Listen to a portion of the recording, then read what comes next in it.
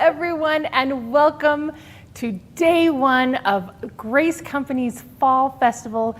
I am Janna Mathews, and I am joined by Dorsey. Hello, everyone, and welcome to the Fall Festival. This is so exciting, Janna. I've been waiting all season for this. This kicks off my fall season on the right foot. I'm so excited about today. I know, and thank you so much for joining us, Kina. It's so great to have you here, not physically here. I'm in Salt Lake City, you're in Southern California, and we're so excited to be together, even if we're not side by side. But yeah, I mean, having Fall Festival really this close at the beginning of October, it's not quite cool-ish fall weather here yet, but it's getting there. Yeah, it's very deceiving. We're envisioning leaves turning colors and cooler weather and sweaters. And I even put a sweater around my shoulders today. But guess what, Janna? You're gonna have to take it off. It's 100 degrees where I am today. Oh my gosh. That is not typical fall weather, even for Southern California or the Southwest in any way. Yeah. Yeah. But well, we're so glad.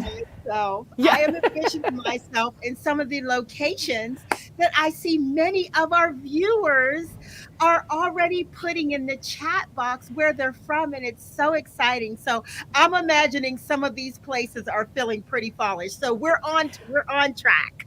Oh yes. I mean, thank you everybody for joining us. We're so excited to have you here to see everything that we're going to be doing. Yes, please tell us where you're watching from. We definitely want to see all those things. We're going to be popping them up on the screen. And so, yeah, I mean, we're just grateful for all those who can watch with us. Of course, the hurricane victims, our hearts and prayers go out to them. Definitely if you're in that area, we're so grateful that you could be a part of us and to watch this with us and as we help those around us. So thanks for being here. We definitely want to hear about your plans coming up for fall and then winter. What have you got going on for Christmas or Hanukkah or any other gift giving thing that you're going to be doing? We'd love to hear about projects you're working on, how Grace products have helped you, anything like that. So definitely give us some thoughts about that as well as we're going along. But I definitely want to talk. I'm already lining up the products. I'm already lining up the projects for the fall. And so I have batches and batches of holiday colors and fabric pulls that I'm doing. I'm cleaning off my machine, oiling it, making sure that I can just kind of chain piece those projects right through. So right. It's we're gearing up for that for sure. So yeah, my mother and I, we've decorated for fall. It's fall inside our house, even if it's not fall outside of our house. And we've got different things going on. She's a big crocheter as well, and so she's been crocheting things, and so all kinds of crafts. I think you just start thinking of fall and Christmas, and the craft production just starts ramping up, right? Just everything is get going, and you're happy to be inside, tucked under a little craft project, and to go from there. Oh, that's awesome. Well, I'm seeing some amazing comments and people from all over. Again, just wherever you're coming and viewing and tuning in from, Kansas and Delaware and Texas and Louisiana, Florida, wherever you are, we're so excited. And I see people are gearing up for their fall plans. In general, someone said they're traveling. So lots of travel in store for fall as well. And don't forget to, get those projects that you're going to take with you to give out to your family members. So yeah. I love the comment that just popped up. She doesn't have any power still. She's in Augusta, Georgia. She's charging her phone, so she's watching where she's charging. So thank you for joining us, Mandy. And we're glad that you can join us even as you're trying to work through all the hurricane aftermath and everything like that. So, I love there was another comment that she's like, I can't believe we're already working on Christmas projects. Honestly though, like sometimes I start thinking about Christmas in July or sooner. It's like you have to coordinate which project you're working on when to make sure everything gets done in time. because I'm sure we've all been that person where we've given the unfinished project as a gift with the promise of finishing it the next year, right? Or we show it and yes, we say, yes. this is yours. This is yours. I'm not ready as soon to as I finish. This has your name written all over it. Yeah. Oh, I love that, Dale. My wife said I can spend money today. Excellent. We're all for that. Awesome. Well, why don't we tell them about the event? Yes, we're going to be doing lots of different things. So not only do we have some fantastic segments with products and patterns and different, we've got even a project where a segment where we're going to go behind the scenes and learn about how Grace Company innovates their products and why decisions are made and all that kind of stuff. So that one's going to be really fun. But we've got our quilt show going on online. Thank you for everybody that's participated in that. Our community quilt, you can still participate. We've also got we're going to talk about some special pricing that's happening. And then we're also going to be talking about off and on, we're doing our giveaways, right? So we've got our handy dandy bingo giveaway for questions that we're going to ask in all of our lives. So get ready for that. And then we've also got our pre-registration winners. Now, these are people who registered for the event ahead of time. That's all you had to do was sign up and you're put in for the drawing. So if you're thinking, oh, did I sign up for the event? If you registered, you're signed up for the giveaways, all of them. So we'll get those randomly drawn each time. So this morning, though, that pre-registration gift is on the Little Rebel. Oh my goodness, I have had so much fun with the Little Rebel over this last year. We launched it in 2023 about this time. So it's been a year of fun with the Little Rebel. I know you were here, Kenya. Did you get a chance to see the Little Rebel when you were here in the summer? I did, and it was so cool to see it up close and personal. It's this powerful little machine that's so versatile and does so many things, and you can move it from place to place. You can use it as for straight stitch for piecing, and then you can free motion on it, and you can have you can put it on a frame. You can put it on a frame. You can do it in a corner in a bedroom, or if you have a dedicated space.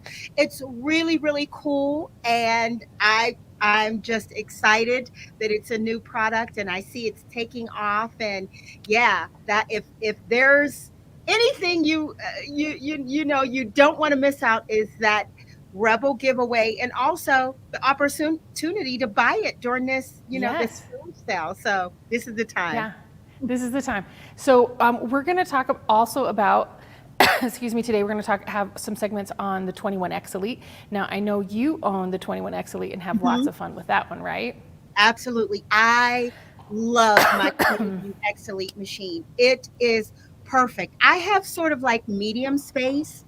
I don't have space for like a huge frame, but that is a really big sturdy machine that can go on a 10. So I have a 10-foot frame, so it's perfect. I get the power, but then I don't have to take up a whole room. So I just love it, and all the functions on it, and the smoothness of it, and it's just my favorite. Excuse me. So so we're going to have Sabrina's going to be doing a segment on that. We have segments from Angelique and April, Story, one of our ambassadors on the Little Rebel. We also have Karla coming in.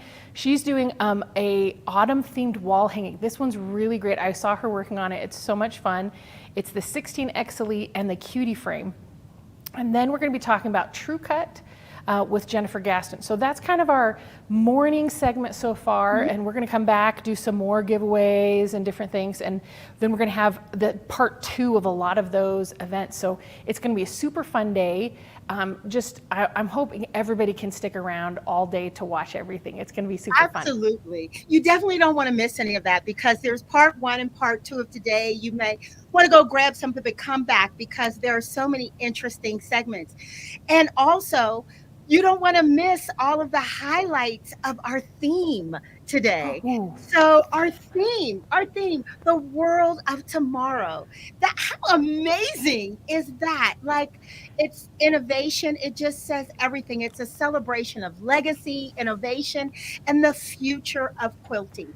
If you want to know where quilting's going and the evolution and the revolution of quilting, we're going Mm-hmm. to address a lot of those things in some of our segments that are going to show us innovative quilting techniques, that are going to talk about innovation and initiatives that are happening within our industry and in the quilting community. And we'll just kind of learn. And also, we can't have innovation without those that came before us, right? It's true, that So legacy, right? that legacy is so important in showing us where we've come from and where we're going. That is just, I love, it's brilliant. So that's the theme of today, and I'm really excited about it. I'm too. It's always fun to hear the theme that gets chosen and then how the segments get created after that. And then I just get excited, right? Like each one is the next segment that is going to be super fun to talk about. But I really love with that theme, the other thing that they get to pick is our quilt show, right? So this year we have futuristic categories. We have 6 different categories. Thank you for everybody that submitted a quilt for consideration in the different categories. And thank you everybody who got to vote for that. We have so many amazing quilts. I don't know if you've got a chance to look at anything yet, Keena, or vote at all, but Well, there are guess some what? really amazing ones. What's I that? was actually a judge this year. What? Oh my goodness, which category did you get to judge?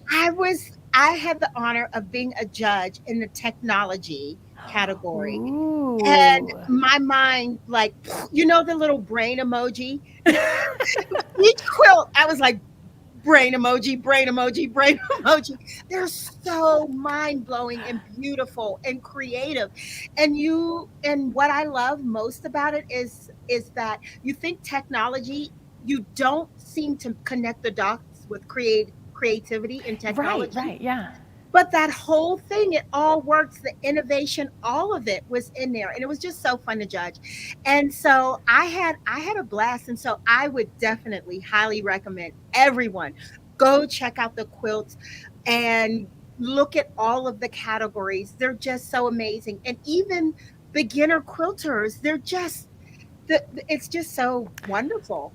It's amazing to me how many people quilt so well. And it's funny because if they saw their quilt and they were saying, "Oh, I'm not that good. I'm just a beginner." Yeah, but you did it. You completed it. That's one up from so many people who are just still thinking, "Can I get started? Can I even start practicing?" We've talked to a lot of people who've purchased products and then they're like, "Oh, I was too afraid to open it up until I came in for a class or until I called you on the phone." Don't be afraid. Whatever product you have, get started. Even if you're just starting off your domestic on a cutie, whatever it is, don't be afraid. Just get going, and because that makes you a quilter. You don't have to be a master or proficient in anything. Just get started. For sure. But so the quilt show, I'm super excited about that. But one thing I want to remind everybody about as we're going through everything is about scams. The world is rampant with them. I even got a text the other day that said, "Oh, you have a UPS package." I didn't have anything shipped to me. So they're always trying to get you in all these creative ways. Yeah. Just so you know, we will only, if we're going to have you win a prize, you'll hear it here. You can see it on our website. But we will never ask for credit card information. We will never ask you to click a link to get a prize. We will always email you with the information or have you email us. So just be very aware. Also in the comments, if there's anybody trying to scam like, "Oh, you won a prize in Facebook or YouTube," don't believe it. We won't post our winners there. We will email you directly. So be prepared for, just be vigilant for yourself on any of those scammer things, right? We just want to make sure that our customers are protected and safe from those people who are ill, meaning for what fun we're going to have these next 2 days. Absolutely. Thank you, Janna, for mentioning that. And speaking of social media, uh, there are many ways to engage with us on social media, lots of platforms. Please follow us on Facebook at Grace Company Quilting. You can follow us on Instagram at Grace Company Quilting, on TikTok at Grace Company, on YouTube, The Grace Company, and Pinterest at Grace Company Quilting. You can also communicate with other people and learn about what's coming up.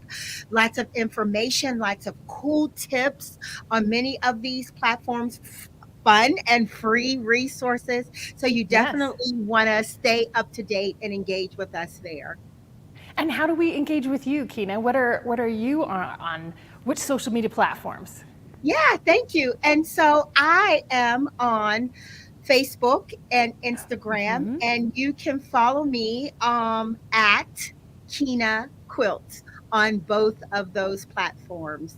And at any given time, you may see me doing some Grace free motion quilting demos, which I love to do as a Grace ambassador. So you can follow me there. It's so much fun. I love following you on all those platforms and seeing the things that you're working on, whether you're working with Grace, but just different projects, right? And that's what I love about social media is it connects us all together in places where I saw some person and they said there's only 296 people in their location, in their city. And the chances of having a huge quilting community probably are low in that one town, but you can connect with everybody through social media and get tips and tricks and help everything with that. So thank you for following us, and thank you for following Kina too, because she's got some good stuff going on. Yeah, and on that, we also love to hear feedback. Right? We want to know what you all think. So leave a review for us. We want to hear from you, your thoughts, your positive, what we're doing great, what you love, and also maybe you have some cool suggestions. So leave a review for your Grace Company products at graceframe.com. The feedback that we get from you is valuable. It helps us to make our products better and more innovative. It's true, because it's all about you, the customers. And the other thing that you can do on our website after you've left the review is go to our HBQ section, which stands for Home-Based Quilter. We want all of you to be part of our Home-Based Quilter community. We want to have you tell us more about you, yourself. We choose on our Home-Based Quilter is where we choose certain things for people to try product and different things. I know people have mentioned before, like, oh, I'd love to try out product. Well, join Home-Based Quilter. We reach out to a lot of our HBQ community to ask questions and to follow up and find out things about products. So definitely go to our website and find out about our Home-Based Quilters there. Yeah, and we'll have a really cool segment on that later today. And I'm really excited for that segment as well. Yeah, so, I mean, being a home-based quilter is so important. Yeah. Yes, absolutely. So also people may want to know, okay, I had to work, or, my boss wouldn't let me watch. I could only see this part. I had to run back. I could see part of it. Yeah, what do I do if I miss it? So the good thing is there are post-show releases of today's lesson. So we will keep the fun. It will continue on YouTube beyond this. Bit by bit, little drip segments will be released on our YouTube channel at the Grace Company YouTube channel. All the rest of this month, they'll be releasing certain segments. There'll be also special giveaways. I hope I'm not lying when I say that. Is that right, Janna?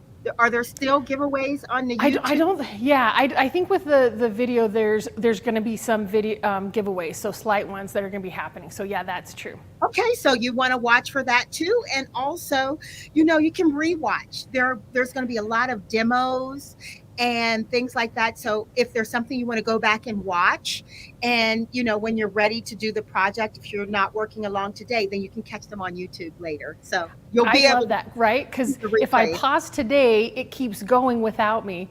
But if I'm rewatching, I can pause it. It's just paused, so I can catch up and watch and get my project where it needs to be, or segment or anything like that. Yeah. So I want to know What are our promotions and giveaways? Who are we kidding? We want to know what's going on here. I know everybody's so excited for that.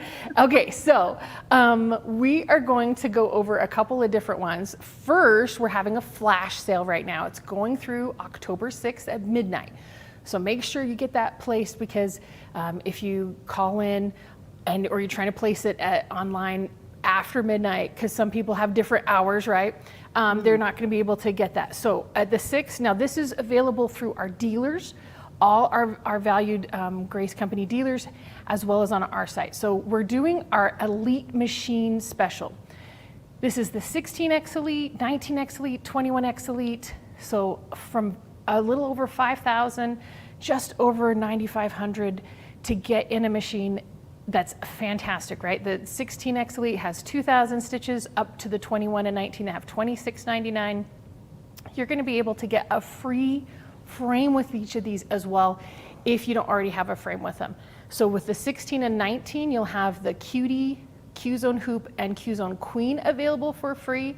And with the Unique 21X Elite will be the free Evolution hoop frame, which is a 5-foot hoop frame, but that can also do small baby quilts or runners or different things for rolling. So that's our first special that's going on.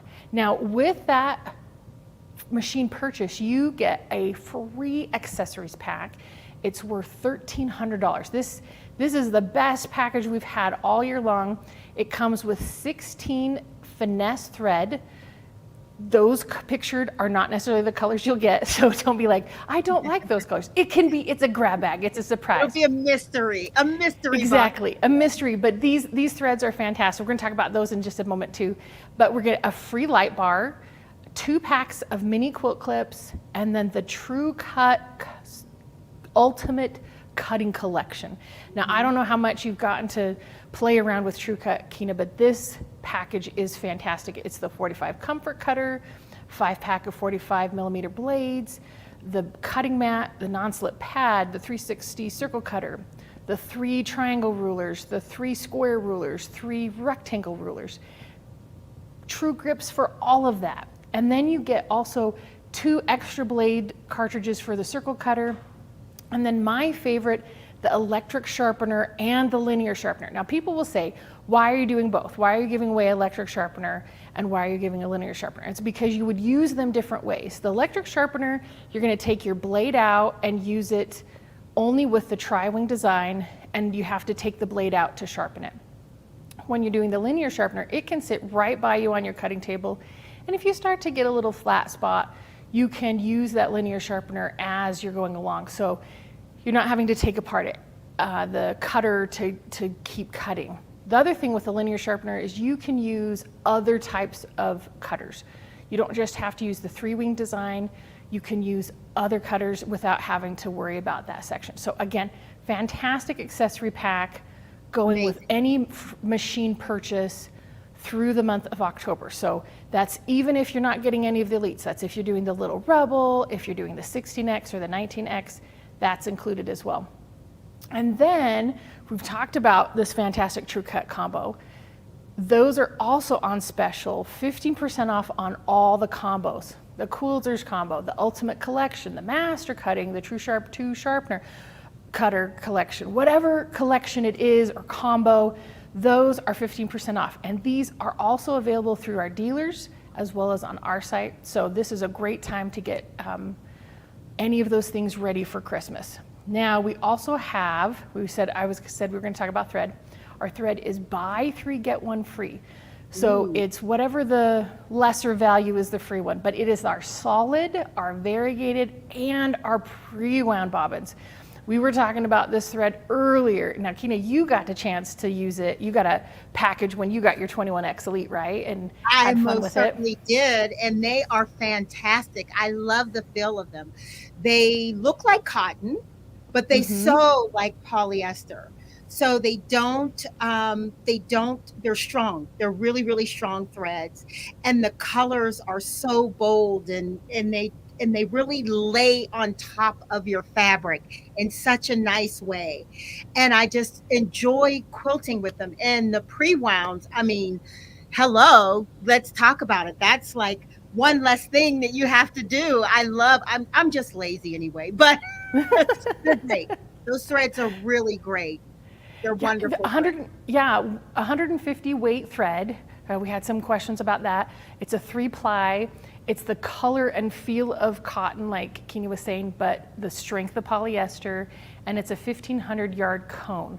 So it's enough to do a king size, unless you're going into really intricate quilting, but enough to do a king size with your bobbins. They're fantastic thread, but if you're getting the machine, you get 16 pack. If you're like, wow, I've already got my machine, but I need some more thread, this is a great time to do that. You can see all the colors, and again, available with our dealers as well as through the Grace website. But I do want to talk about some giveaway stuff that we're going to be doing.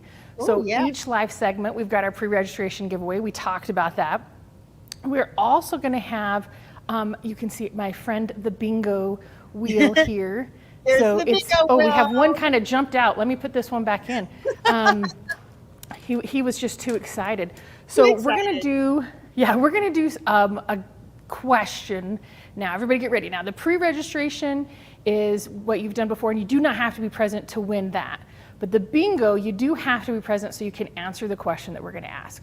So first, I'm going to spin the wheel, and we're going to see what prize is going to be available. Okay, so we have got the blue color, and our blue color is our linear sharpener, which I was just talking about. Nice. On the, as you're going along, it has a blade on one side. I'm sorry, not a blade, a stone. So as you're running your blade along it, it sharpens it on one side, and then you'll turn it around, sharpen the blade on the other side so that you can get it. $44.95 value. So you know what, if you don't win today, you can still partake and get that linear sharpener for all your cutting, sharpening, and honing needs for your blades. But our question. I wanted to get our question here. Also, we want to remind people we're going to pick from three. Oh yes, thank you. 3 of our platforms, right? So we have 3 winners for this prize. One from Facebook, one from YouTube, and one from the Grace platform. Yes. So that's 3. That's triple the chance. And they're totally random. So it's not necessarily the first one, because we can't ever say which one was first, because it's technology, but it's a random generation, so we get to pick the people from each of those platforms, so whichever you're watching. So our first question is, what is our theme? And I'm gonna cover, maybe look right here. So what is the theme? I don't know where you could possibly get some clues on what our theme is of the time. I may have said it earlier. I'm not sure. We did talk about it earlier. You even had it come up. You talked about legacy and innovation and everything, but we just need that regular theme that's going on. So yeah, okay, we've got some people who are paying attention and have gotten our theme going on here. So we're going to pick, again, from the 3 different platforms, Facebook, YouTube, and our Grace platform. And again, this one you are present for because you're here, but the one where we're going to give away the little Rebel, it's just, you don't have to be present to win, it's just that you've pre-registered so that you're keeping track of home. Okay, whew, there's a lot coming in. Oh my goodness. Okay, so let's do our YouTube winner first. So let's get that one going, and drum roll. Pamela Green. Congratulations, Pamela. Okay, next we're going to choose our Facebook winner. Drum roll. Lisa Spainmore. Congratulations, Lisa. I know That's Lisa. Fantastic. Okay, last one. This again is for the linear sharpener. We've got this on our Grace platform. Winner, so drum roll again. Sherry Hickox. Yay! Congratulations, all 3 of you. Now, to win and to get your prize, just like we talked about before, the scammers are going to say, click a link. What we'll have you do is email Allegra at graceframe.com. She is our prize coordinator here at Grace Company. It's one of her favorite jobs to do, sending free stuff to people. So email Allegra with your address and what you won, and she can get that sent out to you. So we are so excited for you. But again, if you didn't win, we had 3 winners. You too can still be a winner by going online and purchasing the linear sharpener, either from us or from our dealer, call in, tell them that Janna sent you because you need the linear sharpener. It's going to change your life. Oh, I don't say that lightly, right? That's Okay, great. so we also have our Little Rebel prize. So this is our pre-registration. It's been chosen. Let's give our drum roll. $34.99.95 value. And Deanna Feldman. Congratulations! Oh my gosh, I'm so excited for you. Deanna, Allegra has your information, so she'll send that out to you. But Kina, I'm so excited. It is time for us to start officially our fall festival. We're going to start with Angelique's cute mug carrier cozy on the Little Rebel. I will talk to you, Kina, in just a bit at 1 o'clock, but we'll see everybody at 1. Thank you so much, and we'll see you soon. See you soon.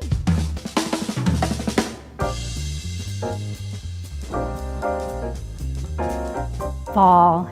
It's such a nice time of year. It starts to get a little cool, and so out come the hot beverages. And so what is better than making a carrying cozy for your mug? If you have teachers and you need to do gifts, they already have mugs, but what they don't have is a nice cozy carrier for it. This one here, we have a nice little handle and lid, a little flap here to keep the beverage warm, and I put a little zipper in it to make it easy to get to your mug. I also made the little mug rug for it that sits here in the bottom, gives it a little bit of extra, and so it's ready to go. So I'm going to show you how you can use the Little Rebel to quilt this with push quilting and assemble the whole thing, including putting in the zipper. I have pre-cut my lining fabric. I'm going to put that down first. And because I have multiple layers here, I decided to do spray basting for the basting step, all right? So this is the part that is going to face the cup. So to give it some more ability to retain that heat a little bit longer, I am using this shiny batting. So I have this side and I have this side. And the side that is shinier is the side that you want facing the cup. So I'm going to want that to face my backing. And then I'm going to take a piece of cotton batting. The reason you want to use cotton is, one, it is going to give you a little bit more of that insulation. You definitely cannot put this in the microwave, even though I'm using cotton, because this has metal in it, okay, so because it reflects the heat back. And so I'm going to make sure that that is face down, and then my top piece is going to go on it. Going to use my spray batting.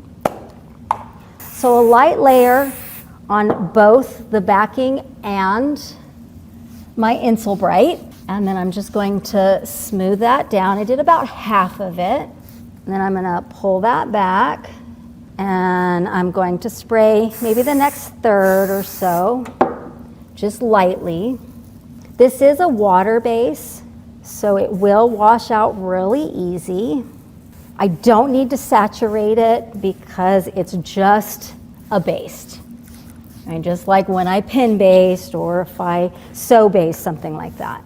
So that's nice and secure. I'm going to do the same thing with my batting. And it, like I said, I pre-cut these. They don't have to be perfect because I have cut these rectangles larger than what my final project's going to be. And if I didn't get the edges very well, I can lift those up and add to that. It just makes it real easy to get all your pieces nice and flat when you have so many layers. All right, so I'm just going to get that lined up and straightened out and continue with the spray basting. And you're going to want to let that sit for a little bit to dry, and then you're ready to put it underneath your machine to start quilting.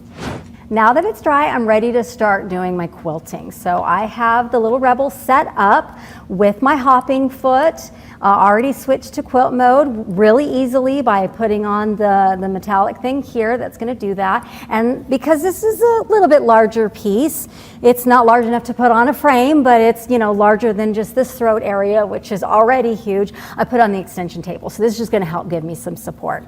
Remember, I have basically, in a sense, 2 layers of batting on here. So I am going to want to check that I have my height adjusted properly. So I'm just gonna drop my needle. And so I can tell that's gonna be a little bit tight. So we're gonna loosen that. Slip the hopping foot height gauge in there, and it should just rest when it's in the down position. Make sure it's tight. All right, and so that is going to be good. And so now I just have to decide where I want to start and what it is that I want to do. So when I'm push quilting, really like to start in the middle.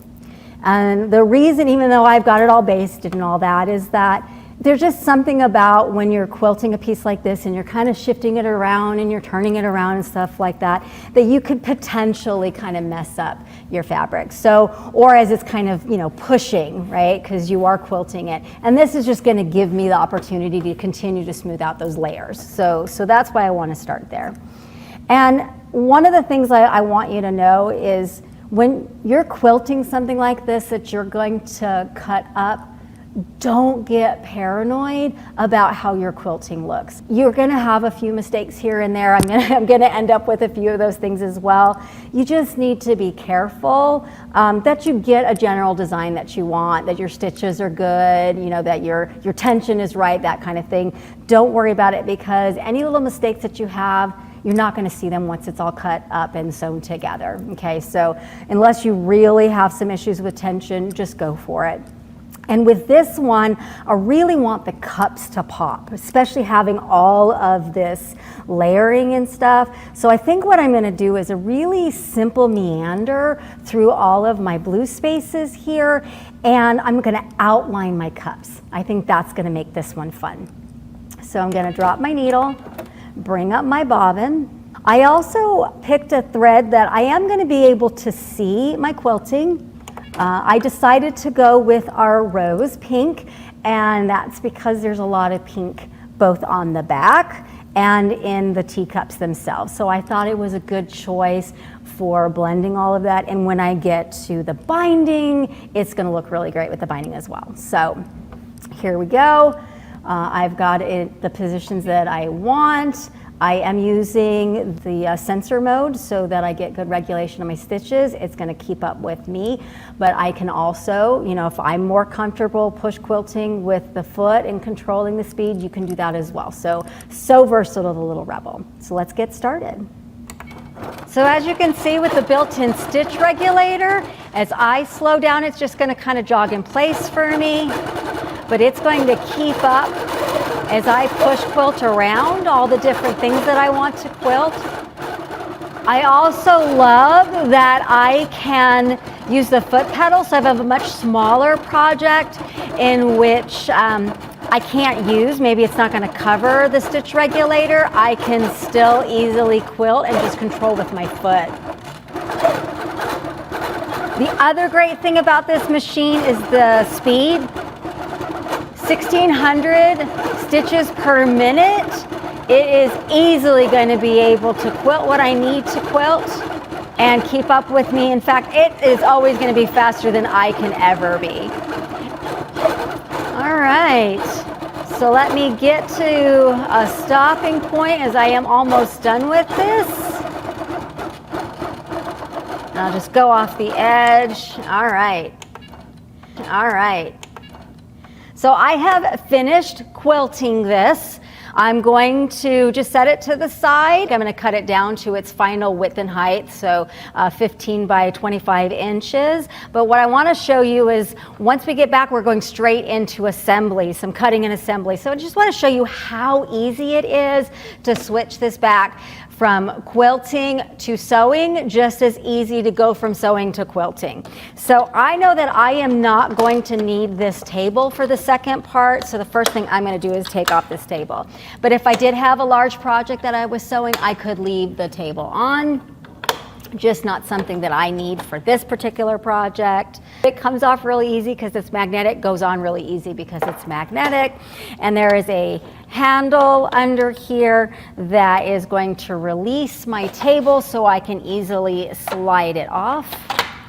And now I just want to change my foot setup. So a little screw here does need to come off completely. And I'm just going to work that around so that it is lined up, and then make sure that I get it really nice and tight. And that's where you can use the screwdriver that comes with the set. I have weak hands. I just can't get like the leverage on it, so I do need a larger one. So if you're like me and your hands are a little on the weak side, or you just have difficulty fiddling with things that are small, just use a larger one, it's fine. But I want it to be nice and torqued so that it won't fall off while I'm doing that. And of course I am going to need to adjust my tension because I'm going from quilting to sewing. So when I'm sewing, I want my bobbin and my thread tension to be a little bit tighter. I'm also going to be sewing a 1/4 inch seam, so I'm going to switch to that foot. So the 1/4 inch, or the quilter's one. Plug my foot in and my Rebel will be ready to go. I have this trimmed down to the final width and height that I'm going to need for the longer and shorter pieces. But I basically am going to cut out a 5x10 rectangle, and this is going to create the flap and the top for it. I have my different rulers available to do that. So I'm going to start on this side, and I am going to use just a regular size one up to a certain point, because I want this to be really accurate. And I don't want to cut over because that's going to affect my seams. This is when you can't beat a pair of scissors, because you're something with a really sharp point. And so I can just follow my guidelines there. Now do remember that this does have metal in it, so if you have a pair of scissors that you're just really worried about, you might want to use something maybe you use with paper. Now I'm better with a square ruler because I can turn the square ruler any direction, and it's got 4 sides in which I can kind of do that cutting for the top, but I still want to make sure I've got a perfect cut there. So let me just tuck those in my little box of stuff. I have what looks like a lowercase t. This is ready for the next part, but I need to set it aside because I have a couple other things I need to do real quick. All right, so I'm going to go ahead and I'm going to prepare my inside pocket. My inside pocket is what I can put my tea bag in, and so I'm going to do this opposite of what is going to be my inside. So since this is my inside, I want to see the blue side. So this is going to be my top, and I've got that cut to the size that I want. And because it's a pocket, I want it to be a little firmer, a little stiffer, so I am going to use some medium weight iron-on a stabilizer, and I just can iron it onto whichever side. And I'm also going to need to do the same thing for my handle. So I've cut out the piece for the handle. The difference is I don't have a front or a back. It's going to be the same size. So I have those 2 pieces, and I just need to iron that adhesive on really, really well.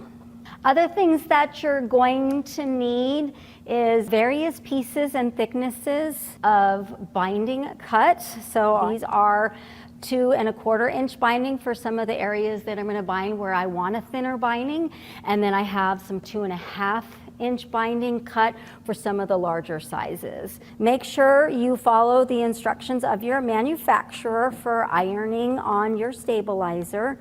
Make sure the glue part is towards the wrong side of your fabric, and I usually do this just to get it tacked on a little bit. That feels like it's on there pretty well, so I can move the iron out of the way. And so with this one, what I'm going to do is fold it over like a hot dog, and I am going to sew along just one side like this, and then I'm going to turn it inside out, and I have one due to movie magic. I have one already prepared. I then flipped it back over turning it right side out, put my seam down the middle, and then I ironed this really, really well, threw this down so it would lay really flat, and that is what's going to become my handle. This one here, very similarly, I'm going to put my right sides together, and I'm going to sew along the side, the top, and the bottom. So I'm going to head to the machine now and do that. So get sides, top, and other side.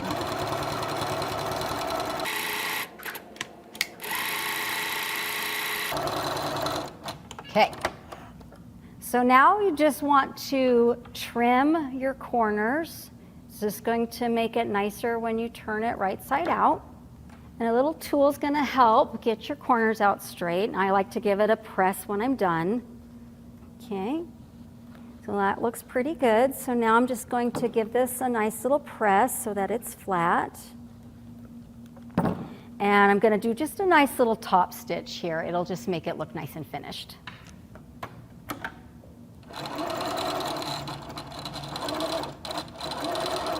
And you can do whatever size that you want for a top stitch. I'm just going to stick with a 1/4.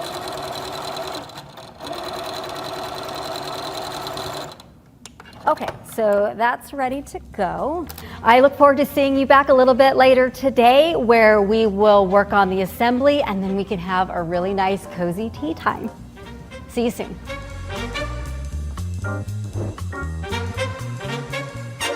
Hi everybody, welcome to Fall Festival. Can you believe that it is already time? That it is already fall, that the leaves are falling off the trees? Time just flies when you're having fun. I'm excited because, well, you know, it's Fall Festival and because fall is one of my favorite seasons. What I'm going to show you today looks like it might not be fall related because it involves pool noodles. These are not for the pool.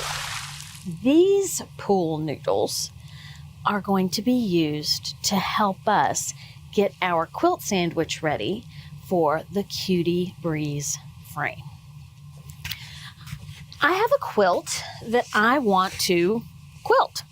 I have already pieced it. I have already cut out the backing and I've already cut out the binding.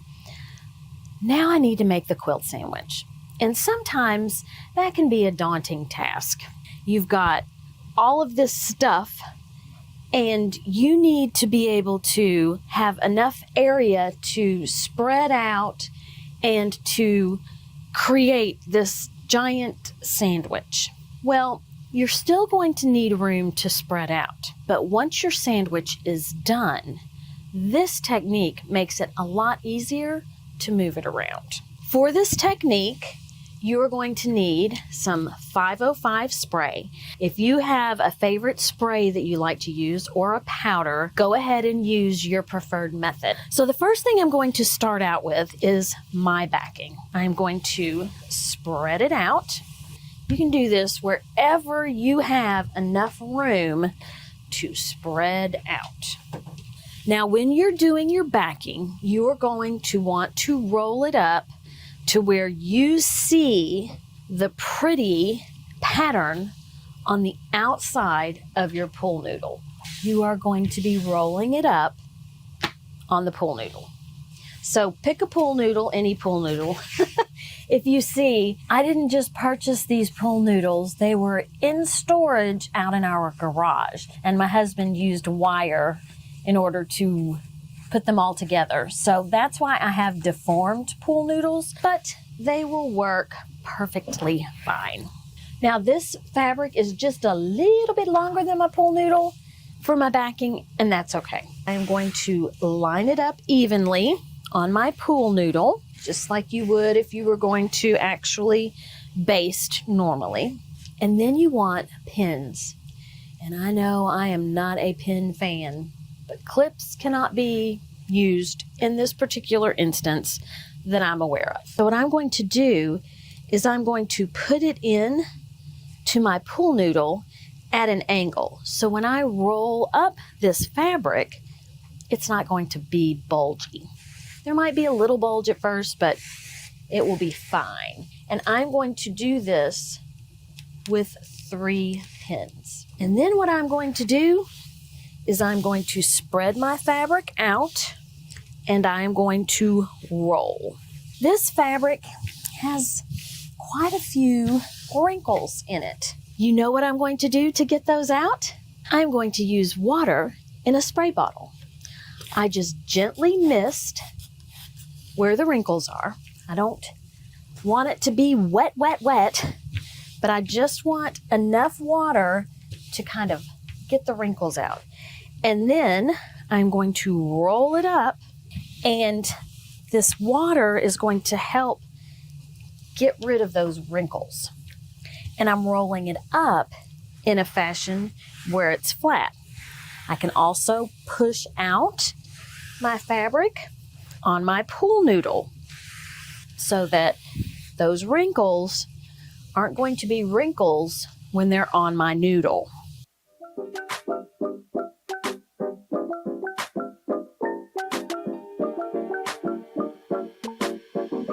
This backing is done, and I'm going to put a pin in it. I like pinning this kind of stuff because even when I touch the back, I don't get stuck. Backing ready to go. Now you just have to find a place to put it. Now we have our batting. Believe it or not, batting has 2 sides. The way that you can tell if your batting is on the right side or the wrong side is the right side will be softer. The wrong side will feel a little more rough and pimply. Your batting is just like your backing, and you want to roll it up so that the right side is on the outside.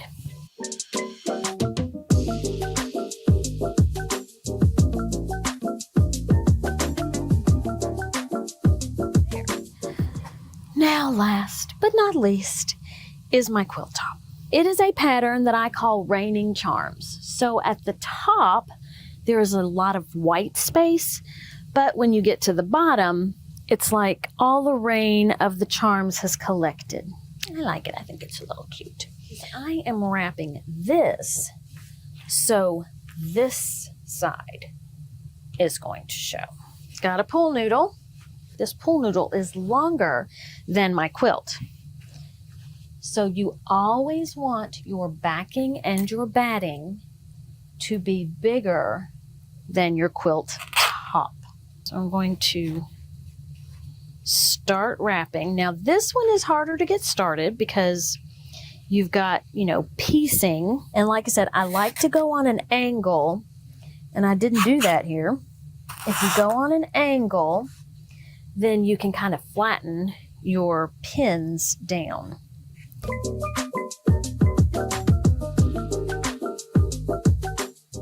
See, that was really quick, huh? So let's get to the next step of our pool noodle process. So I have gathered my pool noodles on the table, and I have unwrapped my backing. So my backing is sitting here exposed. I also put my batting right here. So what I'm going to do is I'm going to line up my batting with my backing, and I'm going to unpin my batting, and I'm going to spray my 505 in that center area. Then I'm going to roll my batting out, and I'm going to spread it flat. That is now attached with basting spray. Now I'm going to spray my batting, and I'm going to roll out my quilt top, and that is now sprayed with basting spray. As a matter of fact, it's kind of wrinkly right there, so I'm going to lift it up. It hasn't dried enough. Now, I didn't really get this little area. I'm just going to do a quick line of basting spray and pat it down. What I'm going to do now is I'm going to roll from this roll up. Push it out, straighten it out, and bring everything up. I thought I lost it. Bring everything up. Here I have quilt. And I do not use a heavy hand on the basting spray. Okay, so here I've got some wrinkles that I do not want. So I'm going to try and push them out before they hit my quilt back. And then if there are any wrinkles, I'm going to push them out, wash them out. And then we'll make sure on this backing that there are no wrinkles.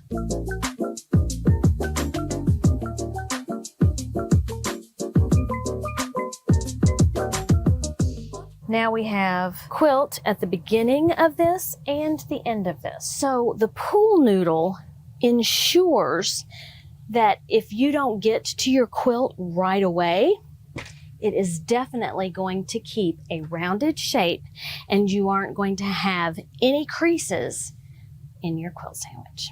So let's take this to the Grace frame with the little Rebel, and I'm going to show you some of my favorite quilting designs. So here I have my pool noodle quilt sandwich. The first thing I need to do is I need to load my quilt to the Cutie frame. So I'm going to set this down on the floor for right now. I'm going to unroll my quilt, and now I can load my quilt sandwich. So the initial load is pretty easy. I want to make sure that I can get all the way to the edge of my quilt. So I'm going to move this, and then I should be good with the top of my quilt. So I can pull this up a little bit more. Now I'm going to grab one of my clips. I'm going to clip it on. I'm going to grab another quilt clip. There we go. Okay. So we should be in good shape. Now I'm just going to let this fall. And this is essentially called floating a quilt top. So I can put those on. Okay. And I'm going to twist a little so I can make that taut. I'm going to put this on. So now we need to decide what thread we want to use. Best way to see what kind of or what thread you want to use is to put a little bit of it, like pull some off the spool and lay it on your project and see what you think looks best. If you want your thread to not be the center of attention on your quilt, then a gray is always a good option. I wanted to go over some of my favorite quilt patterns. My first and all-time favorite, and one that is appropriate for, I think, any project, is the meander.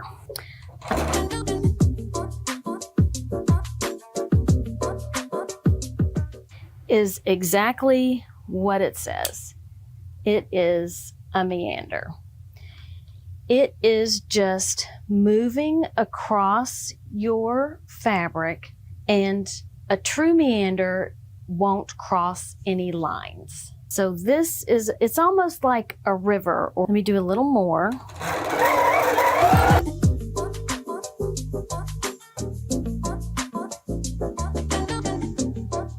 So that is a meander. The next design that can be used is a loopy meander. Now, a loopy meander is exactly what it sounds like, and that particular meander, you can cross lines.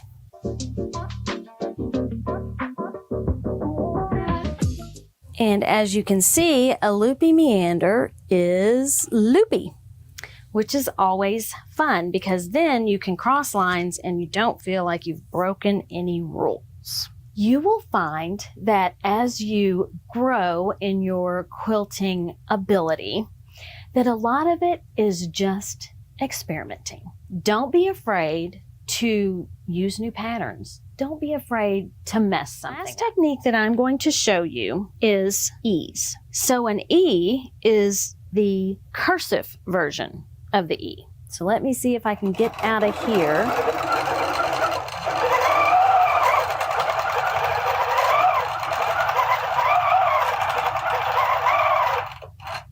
So I'm just going to go back and I'm going to echo my E's. Now it kind of looks like you're stuck a little bit, but never fear. You can use a paisley or another E to get out of the situation. And echo, echo, echo. We have an E here, which looks a lot like a loopy meander. I've echoed these E's again, and here I've started more E's. So you can use that particular design all over your quilt. Thank you so much for joining me for Fall Festival. I hope that you learned some new techniques that you can use. Don't be afraid and get in there and finish your quilts. It just takes practice. Remember our positive affirmation. I am a genius quilter. Okay, you have to say it too. I am a genius quilter. Have a great day, eat some chocolate, and be kind to everyone.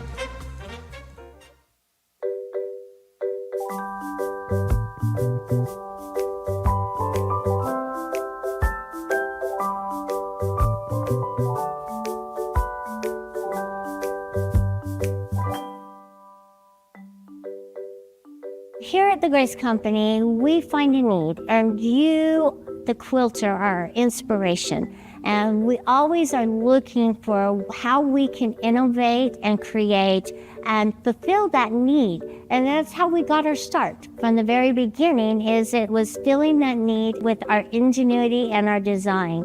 From the hand quilting frames, where we worked with the ratchet system and we rolled them all up, and we even started making them more portable and bringing that to the customer. From the hoop frames. The hoop frames are a brilliant idea. Quilting a larger quilt on a smaller frame, and it doesn't take up a lot of space. And then the rolling frames, we've really come into our own with quilting frames all together. That's our start, graceframe.com. One other way that we've been able to innovate and create is through looking forward to the future and what's next for the Grace Company. Yeah, we are really good at frames, and we have developed those, and we have done a great job. But the next step was bringing you, the home-based quilter, a machine. And also, there were questions that need to be asked, is how can we create a machine that's affordable for a home-based quilter that acts as a long arm, and it is a long arm, and how can we bring that to you, our demographic, because you are the key. And then what can we develop into it and make it just one of the best affordable machines out there in the world. And that's what we bring to the table with Grace Company, is that we don't just develop, we investigate, we learn, and we take all of that and put it into all of our designs and all of our engineering. And we have some brilliant engineers, but we also listen to you, our quilters, and what you want and what you need. I'm a quilter too, and I like to develop and make things that work for me and for you. Engineering helps the home-based quilter in a whole lot of different ways. For all of our products and everything that we're trying to do, our big focus is on continuous improvement and continuous development. And one of the things that we try to do is continuously make your guys' lives easier, to make quilting something that you can do without having to worry about the different tools and the parts, and you can just focus on the skills that you want to make it so you can make your masterpieces, your projects that you're working on, that you can get through the things that you want to accomplish and accomplish your own goals without having to fight with tools or other items or parts that you want to be able to use to be able to do that project. We want to make everything as simple and easy for you. Listening to customers is absolutely critical for being able to produce the products and services that our customers are looking for, and to be able to provide the experiences that make customers want to keep coming back and to bring their friends with them for more. Now, we had a focus group a while ago, about a year, and we had sent some products out to them, and the customers got their confirmation order, their email saying it's on your way. They were super excited to get it. And then the emails came in to my inbox. And what was happening was we were sending 2 emails, one from UPS, one from FedEx for the same shipment. And of course, that gets really confusing. It was a problem that we didn't know we had with our system, and our beta testers were amazing. As soon as they saw that, they reached out, they emailed me, they said, what is going on? And it was just a great example of something where we weren't trying to test our shipping confirmation system, but our beta testers were just that key piece in identifying the problem and then helping us to solve that within a matter of days, so that all of our customers had the clarity that they wanted and they could genuinely get excited about their products when the product shipped. Now, one thing that we've learned about quilters is quilters love to be able to see what they're doing. It's just crucial. If you can't see and you can't see in a good light, it's hard to tell if what you're stitching out is what you want it to be. And so we had the 16s came out, and they had the throat lights and they had the bobbin lights, and we just wanted to make that something special for our customers. And we got all this feedback from everybody else saying, well, where's ours? We want throat lights, we want bobbin lights. I don't get it. Why are they so special? And so it's been really fun to work with the engineering team to sit back and go, okay, this is an important feature. This is something that's very important to our customers. And we were able to deliver. So our 19s and our 21s, if they haven't fully come out with the lights yet, they're definitely coming out with lights in the very near future as we get those in here. So watch out for those. In the quilting world, Grace has always been known for innovation. We have been trying to break ground in so many different areas for quilting since the beginning of Grace. Since the beginning of adding 4 rails to a frame, to doing hoop frames a little differently to make it so that your quilt will actually kind of match the shape of your hoop. And from all the way back from hand quilting frames all the way up to long arm quilting machines, we have been trying to innovate for the home-based quilter to make it so we can give you what you guys need at a value that works for you, and trying to make it so that there is products available so you can get your projects done at home without having to send them out for somebody else to do them. And you can add your own creative elements to your own projects.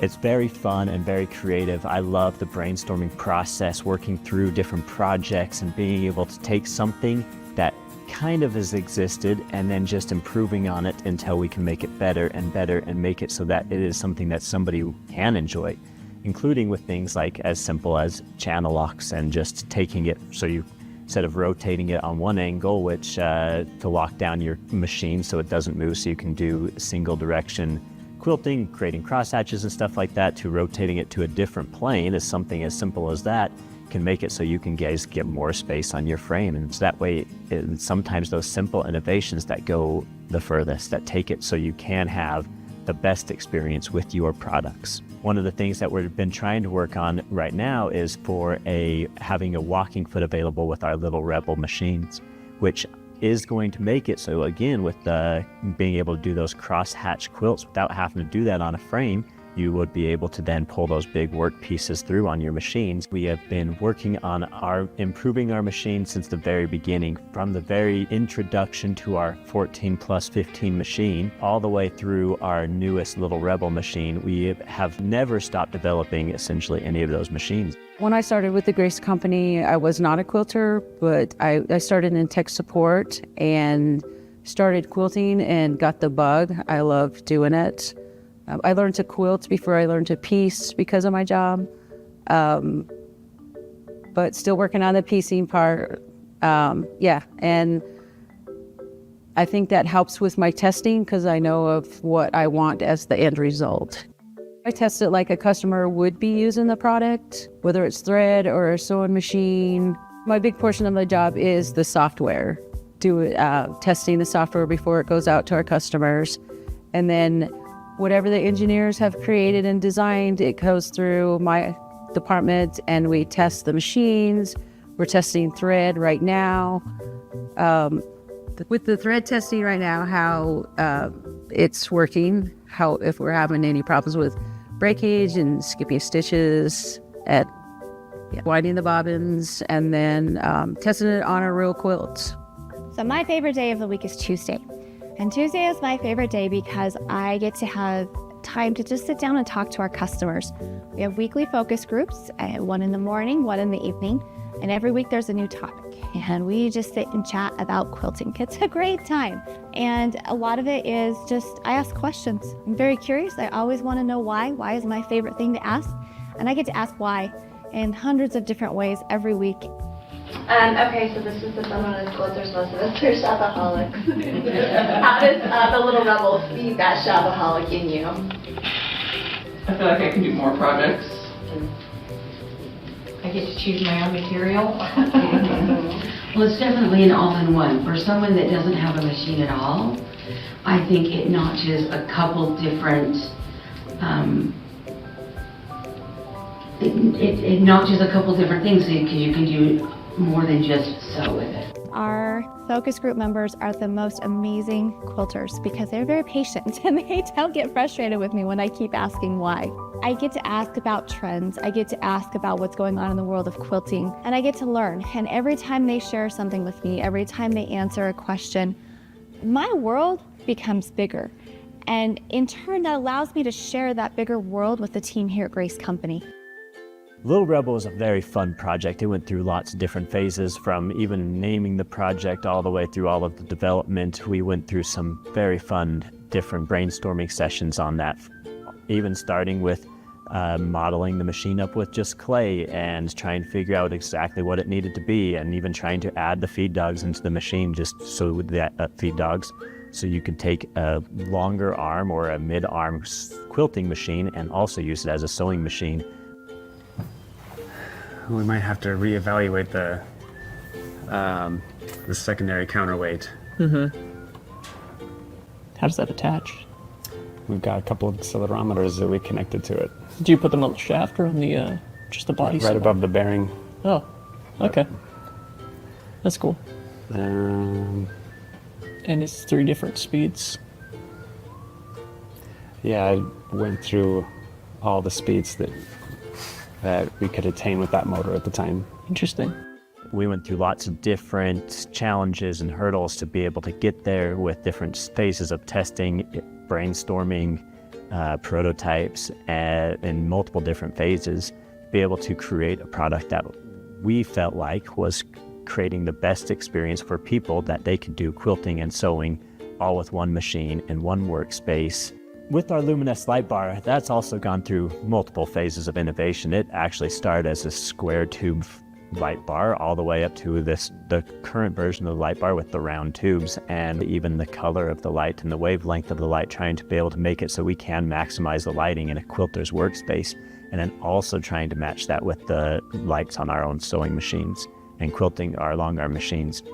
And it took many samples actually, and being able to test out the lights and the lumens on the lights to make it so we could create the right hue, to make it so we felt like we could maximize the visibility on each quilt with varying colors. Another part of what's so great about working here at the Grace Company, and how I feel like we're fulfilling a need out there, is bringing our quilting community together, and what we can provide and do as a community. And that's why we're here in this beautiful building. It's such a wonderful place to be. And when you come, you'll feel that camaraderie and that connection with other quilters. And it's just so exciting to see you come in and then walk out with a new perspective and a new connection, where we're drawing people in from quilt guilds, when we visit and do the shows as well. It's connecting with you. You are a most important person to us here at the Grace Company. And how we connect with you, we do it in all sorts of different ways, through classes, through online events. And we just want you to know how grateful we are and how much we appreciate you as a quilter.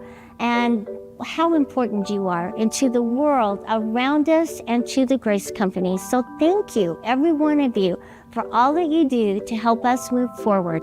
In my completely biased opinion, Grace Company has the best customers in the world. And I mean that. And I get to talk to almost every day. I get emails from customers every single day saying, hey, did you know this? Did you see this? I'm experiencing this. What are your thoughts on this? It's amazing to me the number of ways our customers find to reach out and just give their feedback. Now, if you want to be part of this amazing community of quilters who are engaged in giving this feedback and who are part of our innovative community here at Grace Company, send an email to our sales team. It's sales@graceframe.com. They can send you a link. It will send you to a survey. You fill out the survey. I just want to say a big thank you to all of our customers, to all of the quilters who have reached out, who have worked with our team on this innovation. We truly can't do this without you. Your kindness, your generosity, your willingness to share your experiences, your insights, your ideas. It's humbling. I learn every time I speak to a quilter. And for that, all I can say is thank you.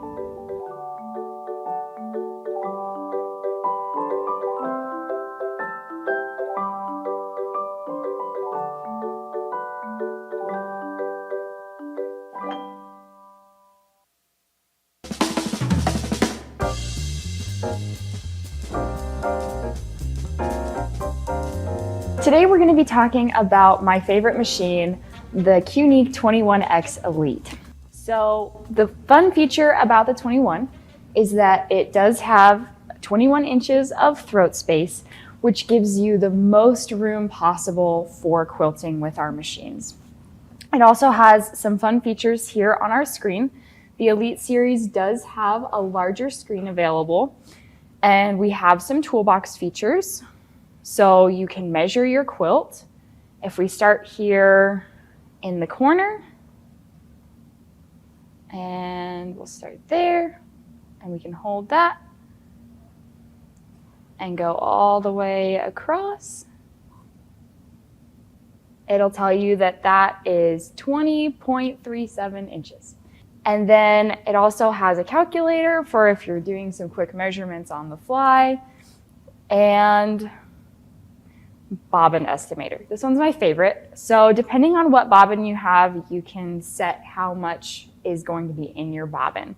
For our typical bobbins, I set it at 75 yards and it has my name on there.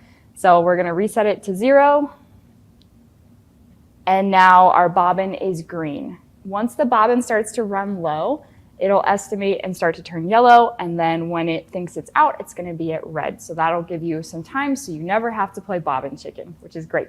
And then there's an edge warning setting that we can do. We wanna make sure that we're not getting too close to the edge. So what I'm gonna do is go all the way to the corner here and set my top left. And then we'll set my bottom right here on the corner. So now if I get close to the edge at all, the machine will start blinking. So it'll have a red light in here that'll tell me you're getting too far off the edge, you're gonna go off of your quilt, which is great. We also have different stitch modes. We have precise, cruise, manual, and based.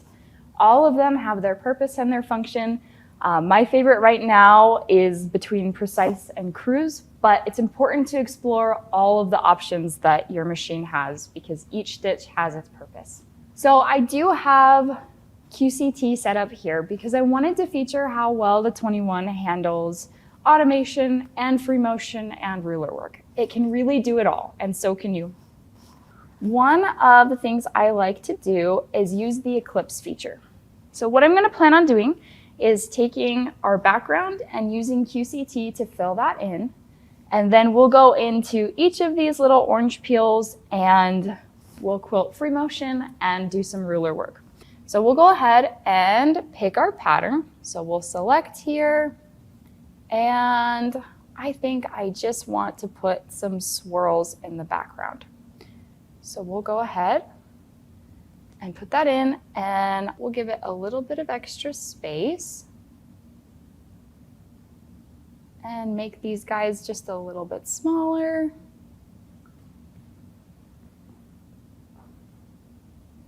And I think I like the look of that the best. So this is a continuous line, so we're gonna add in our eclipse. So we're gonna hit here, sew in zones. Now, what I'm gonna do is put my points in. So my top left is gonna be just on the corner here, and I'm gonna mark that as my point A. And we'll say, okay. And then we'll go to our point B. And we'll say, okay. And then I can also mark C and D, so it'll show exactly where I'm at. And these are optional, but I like to do it just for myself to make things easier on me.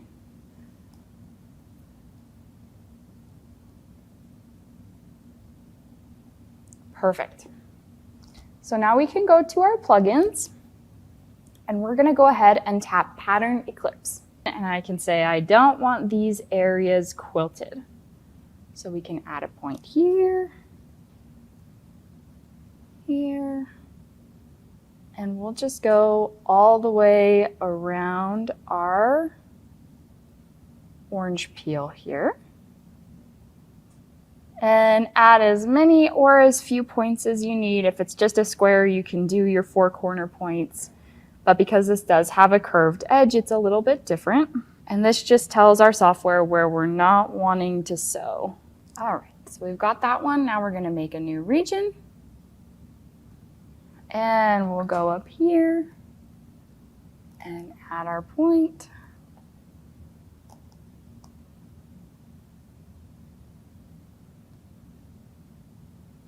And then we'll add another new region for each of our orange peels. Okay, so our pattern is now eclipsed and we are ready to sew. So we'll go ahead and move the machine closer to the start point. And we'll hit sew. Now the machine is gonna do its own thing. It's gonna get locked in. And it's ready to go. So we'll just hold the bobbin. So it's gonna start sewing and it will eclipse out all of our area that we selected. So it's not gonna run into any of our fun orange peels that we have here.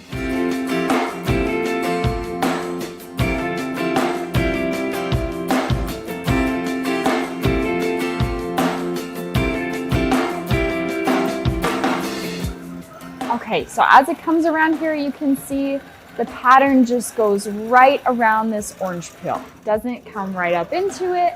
We've set those points so it's perfect. And we'll see how it does on this one.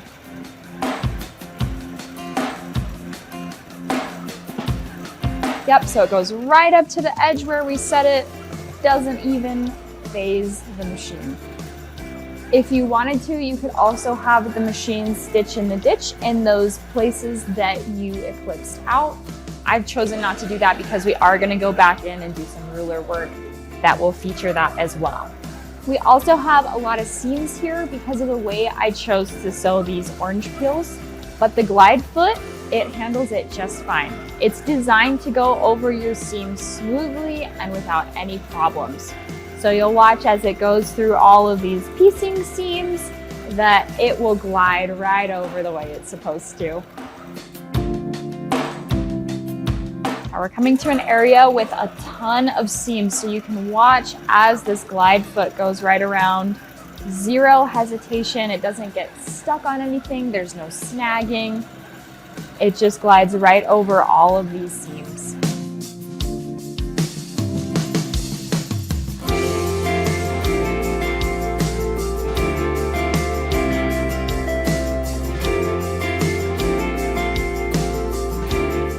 Okay, so we've come to our first stop point, and I'm gonna take a few minutes just to talk about what to do. So we're gonna move over to our next point once we clip our thread.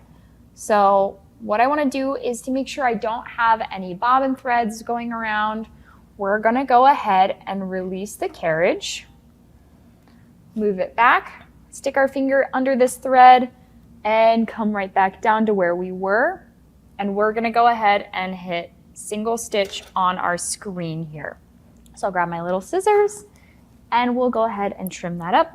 And now we can move to next. So the machine is going to move to the next point that we're ready to start on so we can sew these kind of funky areas. And it's going to come right here. And we're going to go ahead and pull up the bobbin. So you can use the pull bobbin button, or you can do what I like to do and just do a single stitch. And we're going to feed that piece of thread underneath there, and we've pulled up our bobbin. We can go ahead and hit sew. And while that's going, I'm just going to trim it up right there. You can always hit stop to do that as well. If you don't feel comfortable just tapping the scissors, you're good.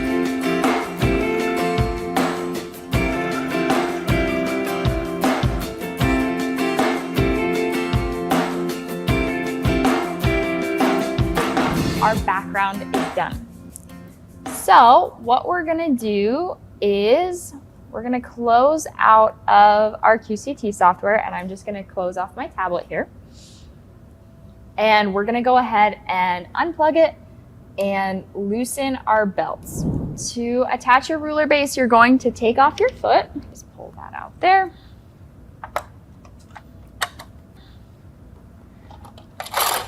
Slide that right on.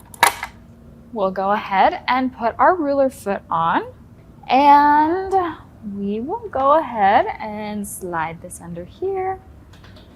And now we're going to get ready for some ruler work.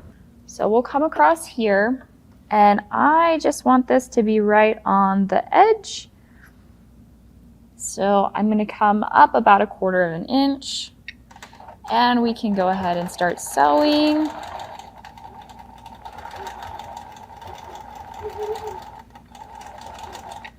And you just want to use your ruler to make sure it's easier to stitch in the ditch. Come down, and we'll bring this right back around. Okay, and we're about 1/4 inch, so we can go ahead and hit start. And we'll follow right along where the QCT was. That'll be helpful here. Come up for our edge. Now we can go in with some free motion work, and we're just gonna do some swirls. I love a good loopy meander. It can be whatever you want it to be. You just want to fill the space. Kind of like you're doodling. This is a good step if you're looking to get into learning how to do pebbles. A good loopy meander will help you with learning those movements as well. So we can do some loops here.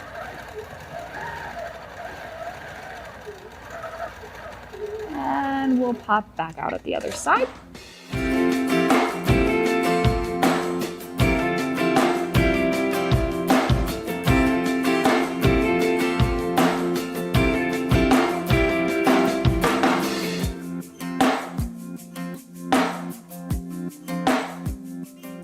So now we have our table runner quilted. I did want to show one last technique, and that is adding your binding to your quilt. It's kind of a fun thing that is a modern twist, but it's a good opportunity to use your long arm to take a lot of the guesswork out.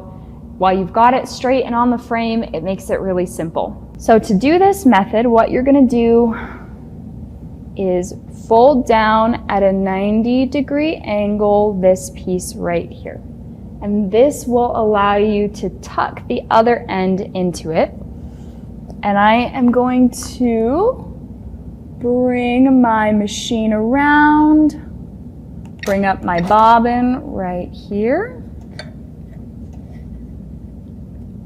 And in using our ruler foot, it does have 1/4 inch all the way around it. So you can line your fabric up and sew right on that 1/4 inch. And we're just gonna sew for a little bit here.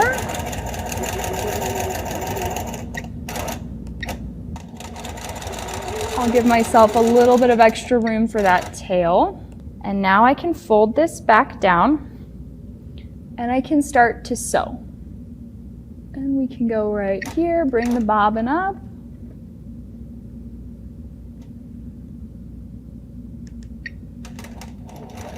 And go all the way around. And you can still do your mitered corners with this. It's a really simple, easy way to attach binding while you're on the frame still. And we're gonna do the mitered corner. So we'll flip it up, make sure that it's at that 90 degrees, and bring it back down so that you'll have a good miter. Bring the machine right back over and come down this edge here. Now your binding is attached, it's ready to flip over, and you are good to go. We can take it off the frame, trim our edges, and it's nice and easy. We hope you've enjoyed this segment and enjoy the rest of your fall festival.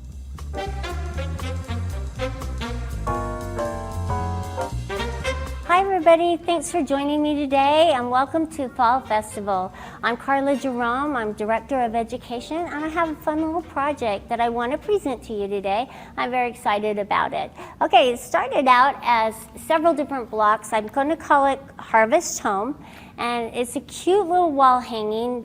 It's simple to make and you'll have a lot of fun picking out your fabrics and piecing it together. And this is what we're going to go off of. Now the instructions will be a PDF downloadable that you can access online. I used the fall fabrics, and you notice I have my little turkey, my fall leaves, my little pumpkin, sunflower, and my house. First of all, we are going to talk about my fabric selections, because I feel like sometimes we get stumped on what fabrics look good together and how can I pull them all together and make them look good. Well, I go through an editing choice.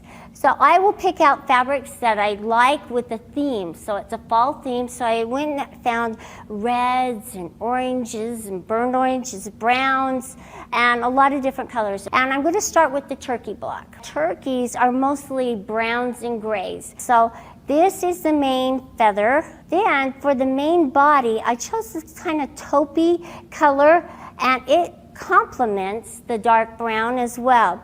Now this dark gray I used for the eye. I have a lot of it, but then these right here are the tail feathers. And this right here I used for the beak and the feet of the turkey. And that was a lot of fun because it kind of pulled everything together. And my off-white is my background. So this off-white, I chose not to do a print for the background because I'm using a lot of prints in it. So with that, I just didn't want to diminish or take away from all the other prints in there. So I chose a solid off-white. And it's not a bright white, it just has a little bit of that warm yellow tone.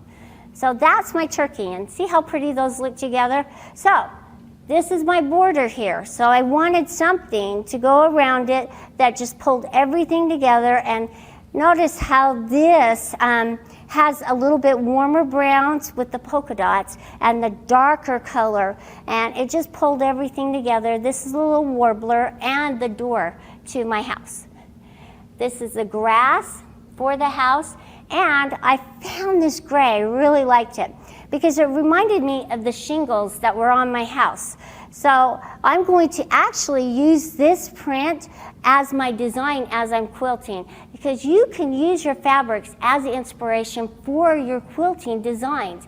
And that's what I'm going to use with this gray fabric here. And that was really cute and a lot of fun as well. Now let's talk sunflowers. I kind of deviated from the course. I really wanted to use this print right here for the center of my sunflowers. But notice how it's very directional. And I thought, wow, I really want to use this, but I know that if I don't sew a nice even stitch all the way around, it will look slightly off. So what I did is I cut it on the bias. And I thought that was probably a pretty nifty little trick. So by cutting it on the bias, you'll notice I cut an extra one so that you can see. It takes it so it's not so linear, and your eye's not going to be drawn to if it's off at all with your stitching. So that's kind of a fun thing to think about next time you have a checkered pattern on our print, that you could actually cut it on the bias, and it makes an added little element, and it makes it a lot of fun. So that might be something that you might want to try for future. So there it is right there. It's on the bias, and it's kind of at an angle, and it just, I thought it was different and fun. Anyway, so that's my sunflower, and I had a lot of fun. So I used the quick piecing triangle method with the quarter triangles, and I will show you how to do that and what size to cut them in the instructions. Very easy, very simple, and it really pops. So those are my sunflower choices right there. All right, let's talk pumpkin. Now, I spent a long time because pumpkins come in different shades. Some can be a little brighter, some can be a little darker, but these are the two I chose. I chose this for the two sides and this for the center, and I pulled it together with this little green.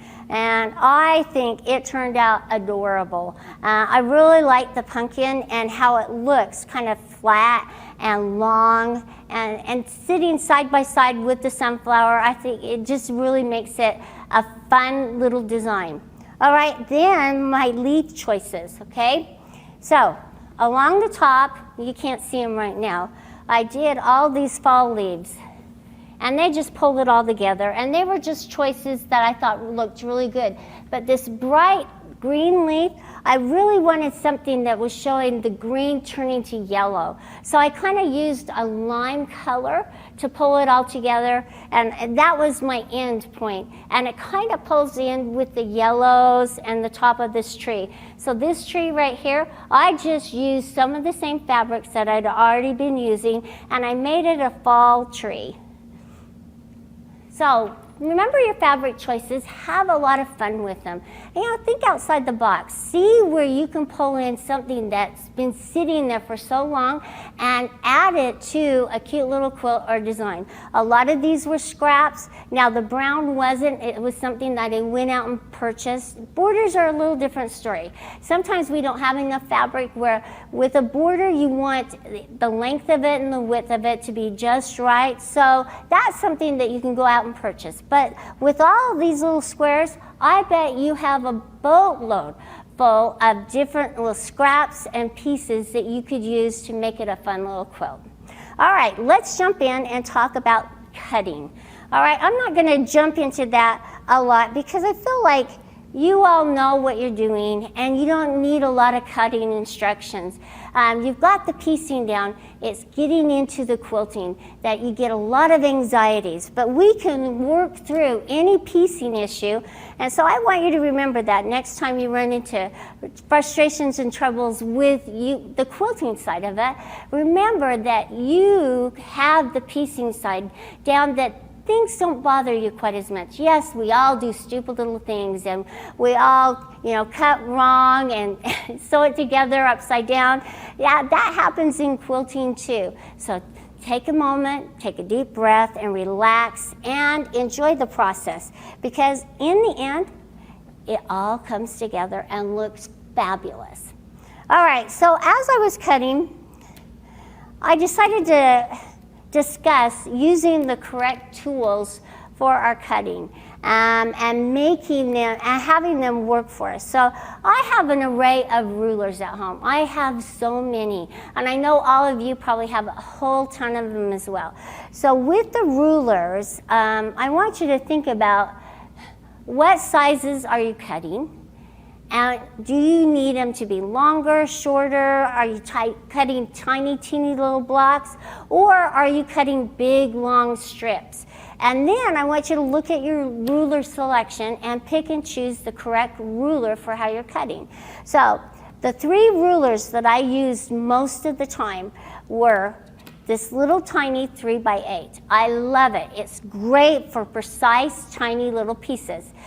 And I also used my 9.5 inch square. Now I could have used the 6.5, but I like the 9.5 because I was working with some larger blocks in here. And the 9.5, every time I would cut iron, I'd come and square up using my square ruler. This is essential. So if you don't have a square ruler and you have a hard time squaring up your blocks as you are piecing, get you a square ruler. I would love for you to get a TrueCut ruler because I think the lines and the markings actually make it easier for you to square up, and you have an easier time seeing the markings and the 1/8 inch marks from the 3/4. So take a look at them and see how they can help you with your quilting. Now, the other thing I want you to notice is most rulers will have a smooth surface, and we all know this, and they will slip and slide. So make sure you're using your true grip so that you get that added gripping, and so it's not going to move. As we're cutting and moving up our strips, guess what? We have a tendency to, and I'll hold it this way, we have a tendency to shift the ruler because we're pushing against it, and see how it's moving away. And so our strips will be okay right down here, but as we're moving up it, it's going to slip and slide. So when I'm quilting at home, I use my kitchen counter. And yes, it's at the right height. So if you don't have a height adjustable table, let's make it more comfortable for you. Now, I would probably sit a little lower or adjust this table up higher, but it doesn't adjust. So I'm going to hold my hand up here because I know that there's a tendency for my ruler to start moving this direction as I'm pushing up against it, because we always think that we need more pressure as we're cutting. So hold your hand up here. Position yourself to the side, okay, so it's more comfortable, and then undo your release on your ruler, hold your hand, and then start cutting. By holding your hand in this position up here, you're not going to veer off to one side. And that has made a world of difference for me. Just being able to know what is the correct position, and if I'm pushing against it, that the ruler will slide that direction.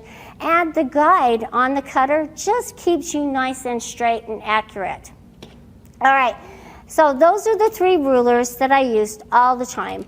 And I went from one to the other, and I just had them there handy and available. The other thing I wanted to talk to you about really quick is this non-skid pad. Now I'm working on a granite countertop at home, and my mat has a tendency to kind of slide and move away from me. With the non-skid pad, and you can wash it because it will get dusty, my mat does not slide on me, so it stays in position. So think about it, as you're cutting and your mat is sliding, it also will make your cuts not as accurate and straight. So make sure that you get this non-skid pad, and it's actually a 24 by 36, so you can cut it down to smaller sizes and use the silicone for a lot of other things. Wow, you can use it for putting underneath your stool as you're quilting, or how about this, your foot pedal. A foot pedal on your machine as you're pushing down on it. Notice how it slides away from you. Part of the silicone mat could go underneath that, and it's going to stay where it's put. So you won't have to be hunting around for it as you're sewing. I just did a lot of that as I was quilting, and that was something that just came to me. I thought, man, I need to put that on my foot pedal. Okay, the other little things I want to talk to you about really quick, and it's just part of the piecing instructions, is following the piecing instructions. They'll be very easy. I used a lot of half square triangles. I really feel like I have this technique down and very accurate, and I feel like the block turns out great. So we're using that technique in this quilt, and you'll see a lot of that technique from me. However, if you want to start making your own templates, go ahead. Do what is easiest for you. This is kind of one that I designed, I made. I'm going to give you instructions, but I'm hoping that you'll make it your own and just kind of put your little spin on it. Then the other thing is for the roof. I tried it a couple different ways, and yes, I did waste some fabric, but I need you to use the template for the roof, and I'm going to add that in the instructions. Most of the others, we are just cutting and sewing together, but there are a couple little templates, one for the turkey, one down here for the turkey, and one for the roof. The rest of it, we can cut and put our corners together and piece, and now we're going to talk about the quilting. So as I'm designing and as I'm starting to put my quilts together, I love the designing process. And I hope you guys do too. And I hope you start thinking about how can I put my spin on these quilts or these patterns that I go and pick and choose. I think it's fun to see what the designer has done, but I also like to see a little bit of you and make it your personality. So with this quilt, I would love for you, maybe you put the pumpkin upside down. That's something I would do. I've done it with pineapple. So try something different. Makes people stop and look at your wall hanging and say, oh my gosh, why is that way? And it just starts a conversation, but it adds a little bit of fun. When we get to the quilting side, I want to talk to you about stabilizing your blocks, I feel like, and putting the quilt on the frame. So, and some template ideas. I have lots of ideas, you guys, lots of ideas. So I want to present them to you today, and I will show you in the next half.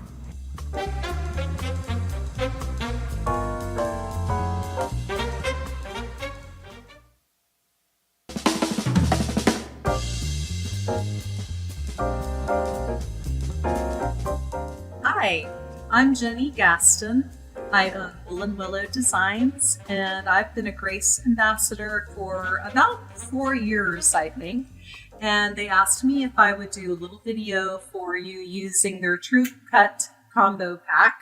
And so I have the handy dandy 6.5 by 12.5 inch ruler, the True Grips, and the wonderful Ergo rotary cutter. But what I really love about this is the fact that the rotary cutter is Ergo, because a few years ago I had to have carpal tunnel surgery, and this really helps me to be able to cut. And even though I'm all healed up and everything, the range of motion just isn't perfect. So anyways, I really love it. And it has a groove on it. It has an extra little groove on it, if you can see that in there, that rides along like a track of the rotary, of the ruler, which makes it wonderful because you don't have that, if you accidentally veer off to the side and you make a wonky looking strip.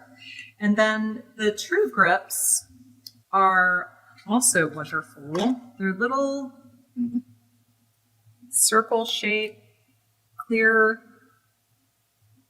circles, and you just put them on the back of your ruler in whatever conspicuous spots you want to put them in. Since they're clear, they don't get in the way of anything. You just stick that on there, and it enables your ruler to just stay in place and not slide. And then when you have the full track thing going on there, you don't have trouble with it veering off to the edge.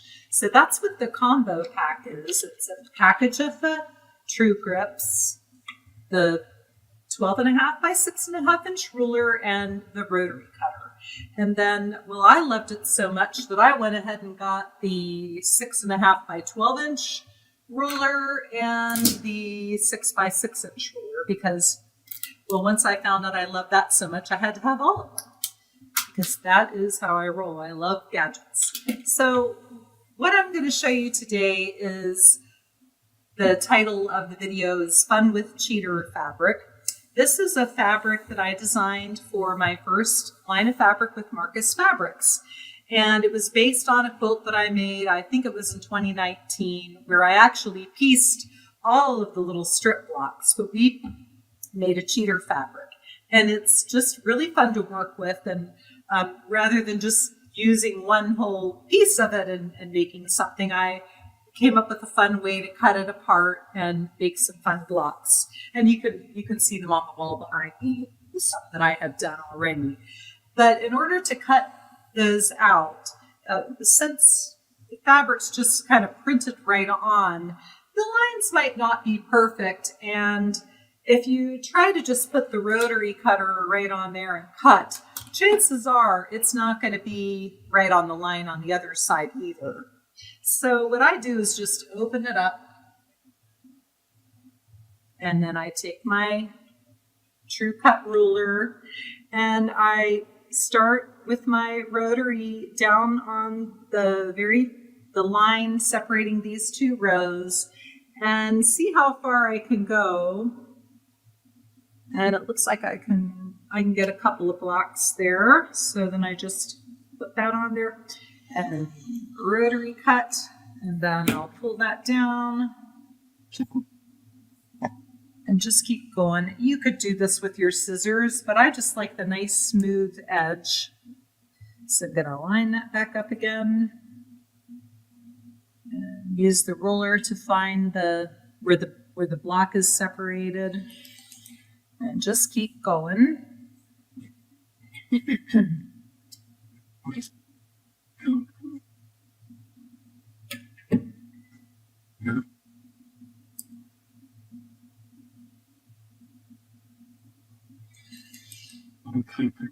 then I'm going to just smooth that to get the last one. And that is how I get my first row off. Then I just need to cut some apart. So I don't really need this great big one, so that's why I got smaller ones. Then I'm just going to cut those apart same way. And these just need to be 6 inches, which is what they are. They're 6 inches each square. And I won't cut all of them for you. I have some done ahead of time. So I've got them all cut apart. And then the next step for the block is in the fabric line, there are 6 light prints and 6 darker prints. There's a cheater in the multicolor and then a cheater in the light color. And so I'm going to show you the dark color, but you'll need 6-inch squares. So I've already got of the lights, so I've already got some ready. So just line that up and cut.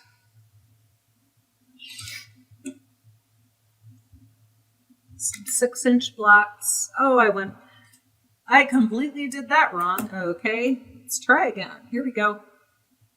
There we go. All right.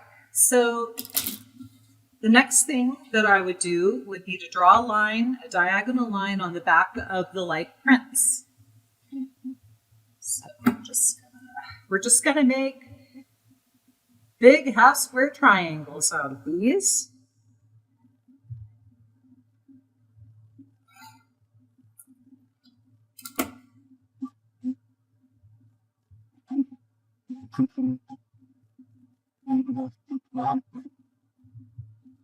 See? And then we're going to line these up. So I want them to be separated so that the lines are going away like this. So you just want to make sure you make it so that when you layer these up, the line is going across the strips. Just like this. And then you could pin these if you want to, and probably an extra smart person might do that, which is why I almost failed home economics. Because my mother already taught, we're going to go over to the sewing machine. My mother taught me how to sew when I was young, and she didn't pin everything. And so I didn't want to pin everything. So my home ec teacher wasn't real fond of me at first, but I learned to pin and I did pass. So next, what we're going to do is just sew a seam on either side of the line. I know a lot of people like to do scant 1/4 inch, but this is the only time I do a scant 1/4 inch because I want to make sure I have plenty of room to square up my block when I'm done. And I've always wondered why people say square up, because you're actually cutting some off. So shouldn't it be square down? That is what I call it. So just going to get my machine ready here. And sew on each side of the line. And we're just going to chain piece these.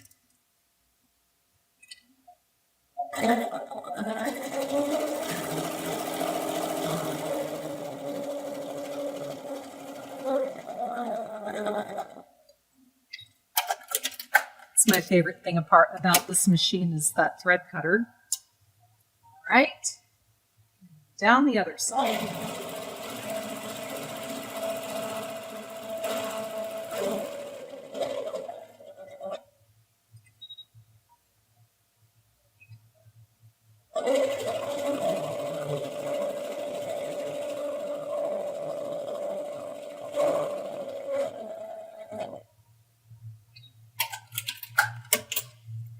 All right, now we're just going to cut these apart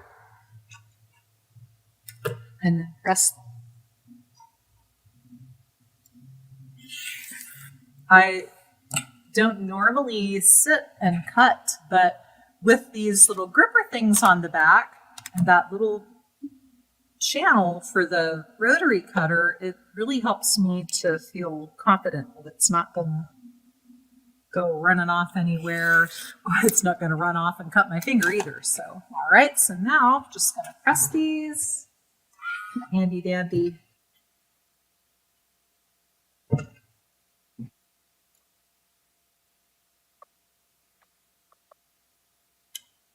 And then just about done.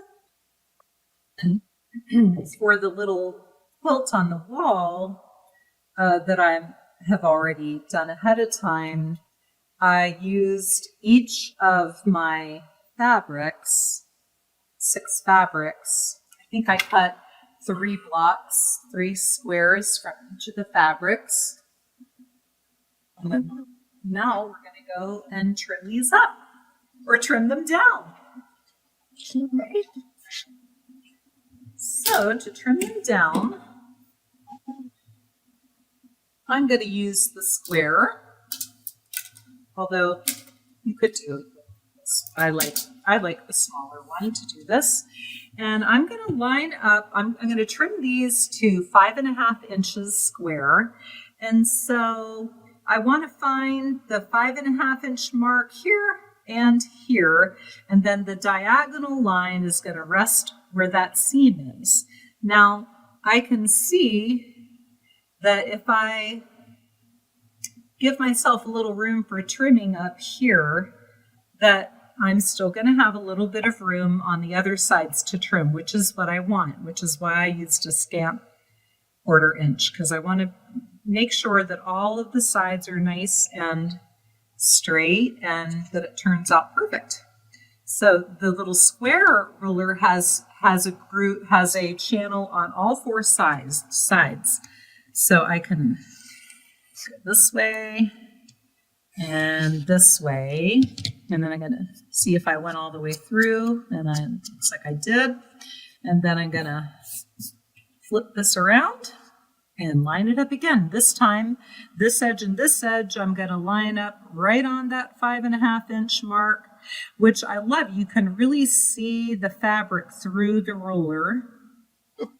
So I'm lining everything up.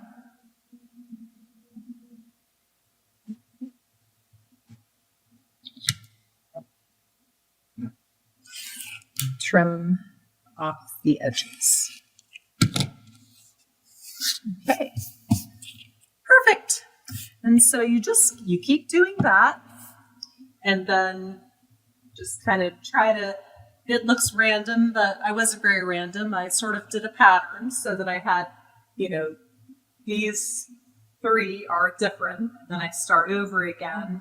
And this time I put this color down here, this color up here. So I just kind of did that.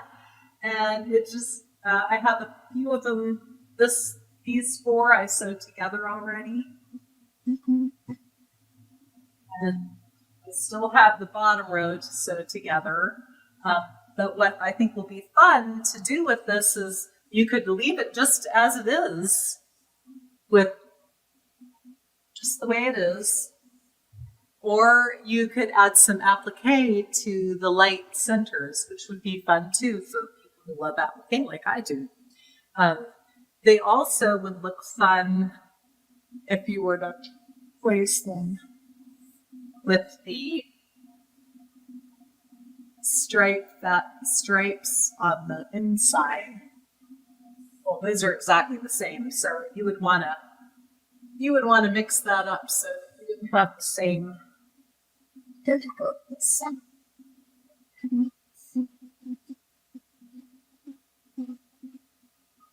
So it would be fun that way too. And then if you did the light version, you could do the same thing. You could do the lights in the center or the strips on the outside. And this time I used the 6 dark prints and then the strip fabric on the outside, the white strip fabric. And I probably wouldn't put any applique on the dark, but you could do something like that if you wanted to. Or after it was all put together, you would have these light centers to applique on. But that is how I've been having fun with the strip fabric and the cheater fabric. And you can find my fabric on my website, willowdesigns.com, or at your local quilt shop. It's still available and it can still be ordered from the shops. So thank you very much.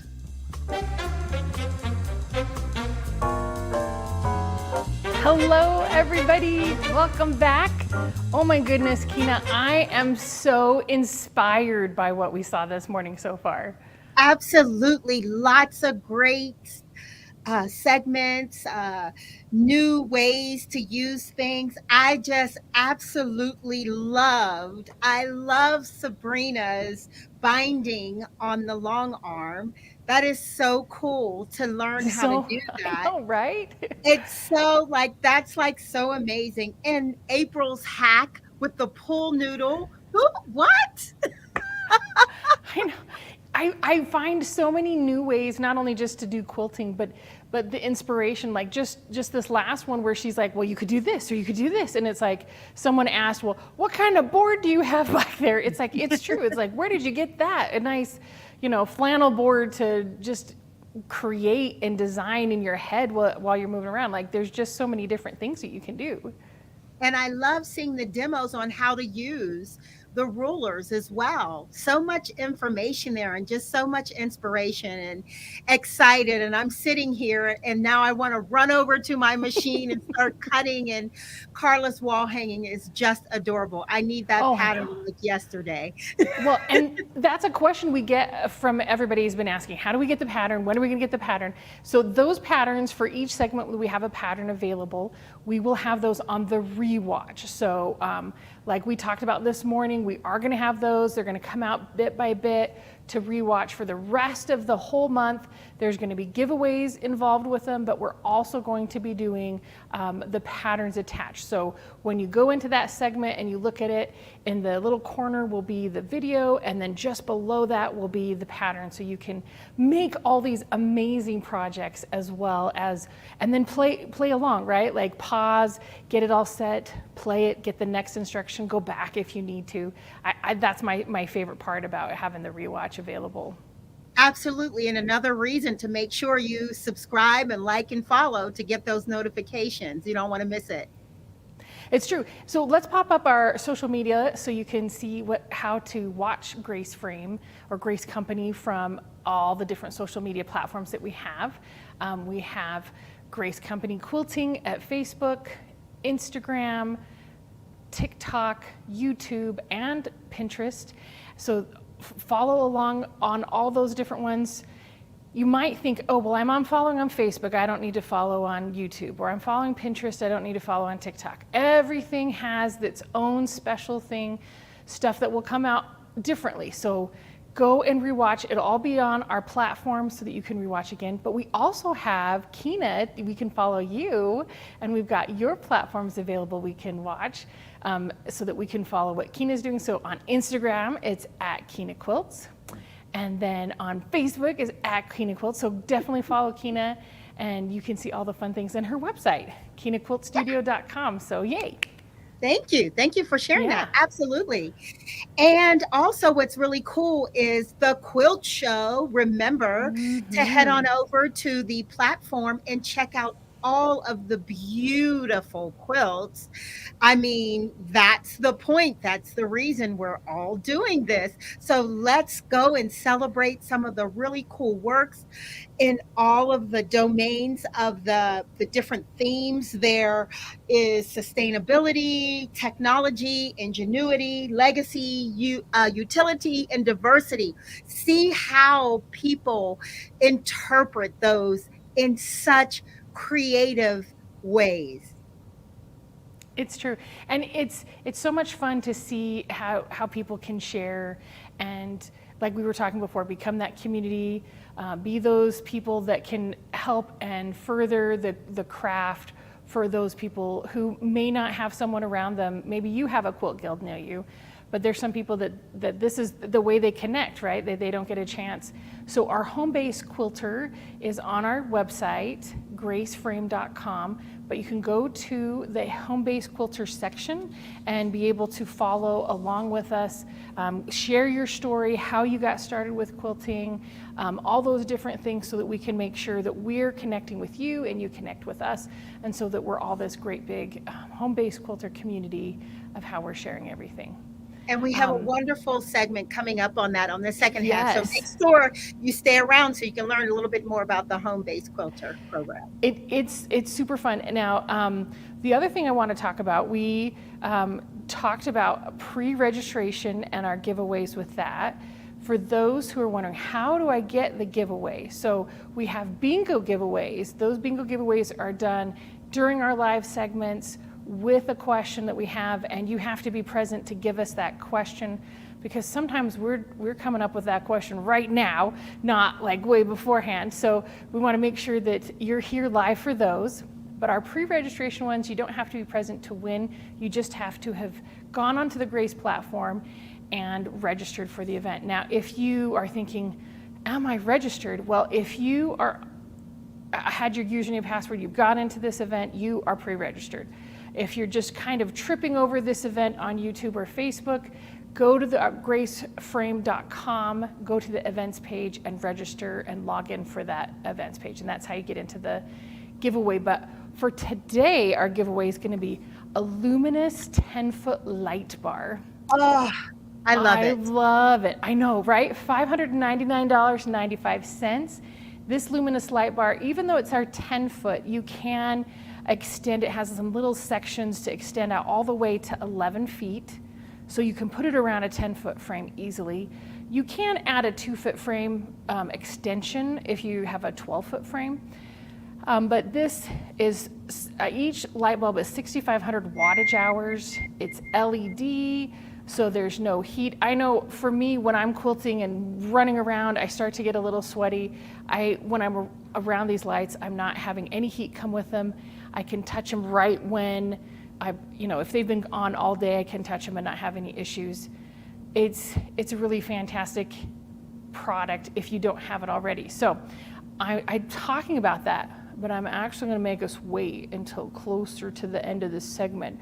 And everybody's like, it's me. And I'm like, ooh, let's wait just a minute. Exactly.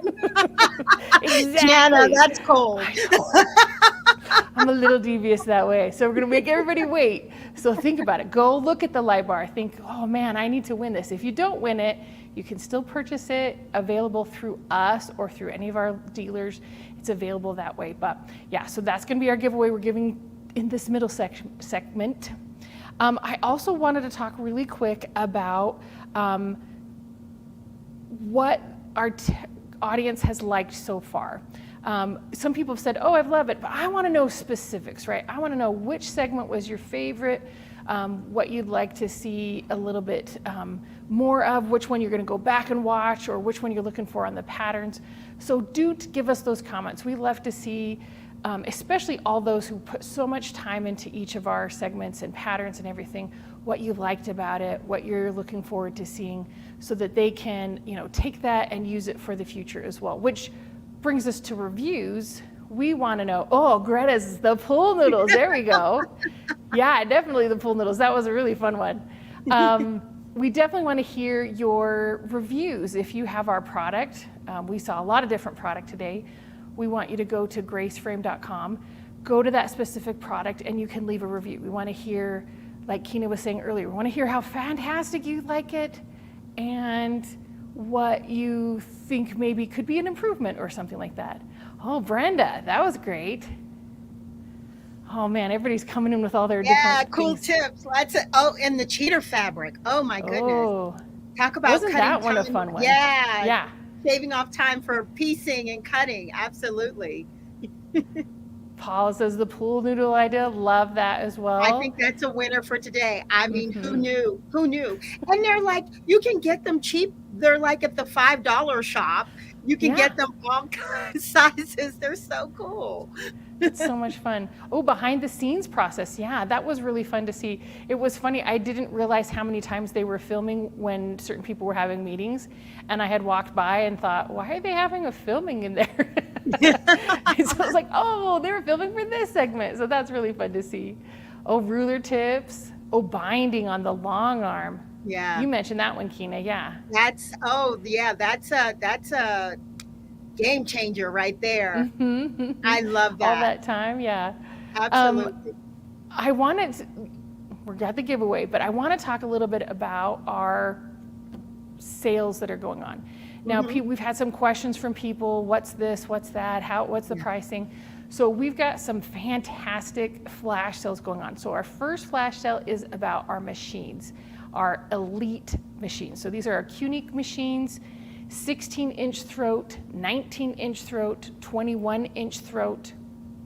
Those are all available at this wonderful discounted price. It also includes the free frame option if you're wanting to do a frame. So the Cutie, the Q-Zone Hoop, and the Q-Zone Queen are free with the 16X Elite and 19X Elite. And then the Evolution Hoop frame is available on the 21X Elite frame. Fantastic pricing, $5,049, $6,999, and $9,549. And all of these machines come with that accessory pack as well. $1,300 accessory pack that you get with it. So you get that 16 pack, a variety pack of finesse thread, the luminous light bar. Now, if you get the little Rebel, you get the 5-foot bar.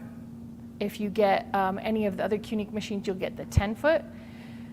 So we get the 2 packs of the mini quilt clips, the TrueCut Ultimate Cutting Collection. This is a fantastic cutting collection. 45 comfort cutter, 3/6 circle cutter, a cutting mat, blades, non-slip pads, equilateral right angle and kite triangle, 3x18, 6.5 by 24.5, and 6.5 by 12.5 rectangle rulers, 6.5, 9.5, 12.5 square rulers, true grips for days. You get 9 packs of those, 2 circle cutter blades, a True Sharp True Power Sharpener, and then finally that linear sharpener. So that package comes with all the Unique machines that you're purchasing, not only the Elite machines, but also the 16X, Little Rebel, and 19X machines. So those are totally available and ready to go. Then we also have on our TrueCut, we've got our combos on special for 15% off. Fantastic time to get it. And then our finesse thread, buy 3 get 1 free. This is our solid, our variegated, as well as our pre-wound bobbins. Those are all buy 3 get 1 free.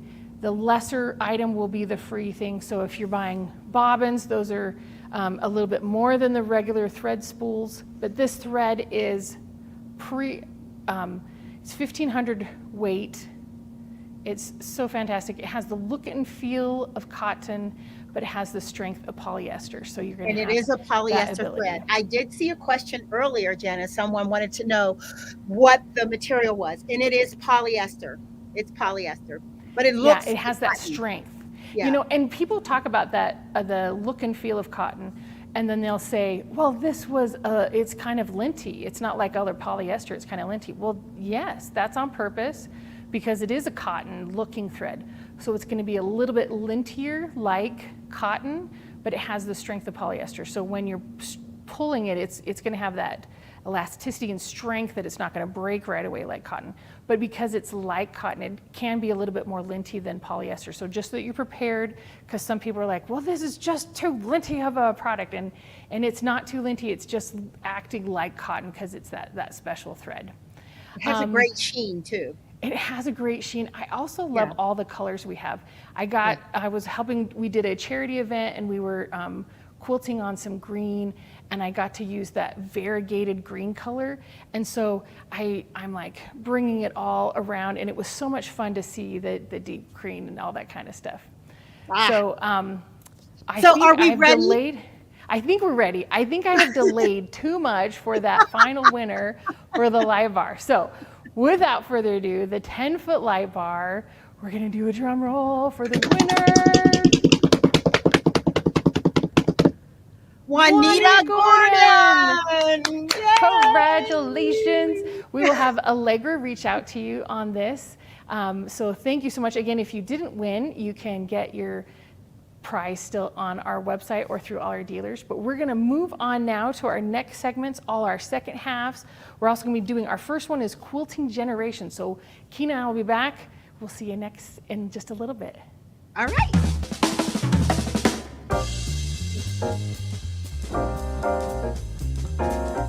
Hi, I'm Sabrina, and today I want to talk about the impact of quilting on generations of families. I'll be sharing some significant stories from my own life as well as other members of my family. We'll start with my mom, Jill. She has recorded some audio and sent some photos to share a piece of her story with us. When I was a little girl, my mom had a really beautiful quilt that my great-grandma had made. I was always fascinated with how she got all those little diamonds to fit together so perfectly. When I was older and learned how to sew a little bit, I wanted to learn how to do something like that, but I was very intimidated and didn't think I would ever be able to do that. For those of you familiar with the history of eastern Idaho, these two quilt tops made it through the flood from when the Teton Dam burst. They belonged to my great-aunt Emily, who lost her original finished quilt in the flood. They were made as gifts by my great-great-grandmother, who, for all of her grandchildren's weddings, made one of these star quilts. These two are extras she had made before she passed and never finished, but they are beautiful. You can see how intricately each of these is pieced by hand and made so that the points all line up perfectly. I love connecting with these quilts. The photograph quilt belongs to my grandma. When I was up in Washington to visit family, I was able to photograph some of her quilts. When I asked her about this one, she couldn't seem to remember where it was. We searched the whole house, up and down, looked in cupboards and drawers, and couldn't seem to find it. My grandma was devastated and assumed that she had lost it in one of her many moves. While I was talking and getting the history of another quilt, my mom came down and said that she had found it. Someone had put it in the cleaning closet, the one place we didn't look. This quilt is over 60 years old. It had made it through several moves between 3 states, and it is a cherished piece of my grandma's. The other quilt I mentioned is a green applique quilt imaged here. At one time, my great-grandma was a youth group leader over several teenage girls. Each girl had made a hand applique quilt block and stitched their names into it. It was so fun to listen to my grandma tell me something about each of the ladies featured in the quilt. After all of the girls had given their quilt blocks, my grandma turned them into a quilt. She hand-stitched the pattern, ironically, on a Grace frame. It was so fun because a few of the girls didn't make it to the original quilt, so they turned in their blocks later, and she had to hand-stitch on top of the existing quilt. It was funny to see how my grandma did her binding. She was not a fan of mitered corners, and I don't know if it was just that she didn't know how or if she didn't want to, but you can see that the corners are just a simple fold. I love looking at older quilts just to see how the techniques have changed and grown over the years. My grandmother made quilts often for her grandchildren using faux fur on the back, and on the top she used a big piece of some sort of fabric that was usually polyester of some kind, and she called them snuggle blankets, and they were very snuggly. I remember she would set up big quilting frames and have all of her friends come over, and they would hand tie all of the quilts together, and I have very fond memories of doing that with my grandmother. When I had children of my own, I wanted to make a pieced quilt. I was still fascinated with my great-grandmother's quilt. So I watched a lot of quilting shows and learned a little by little.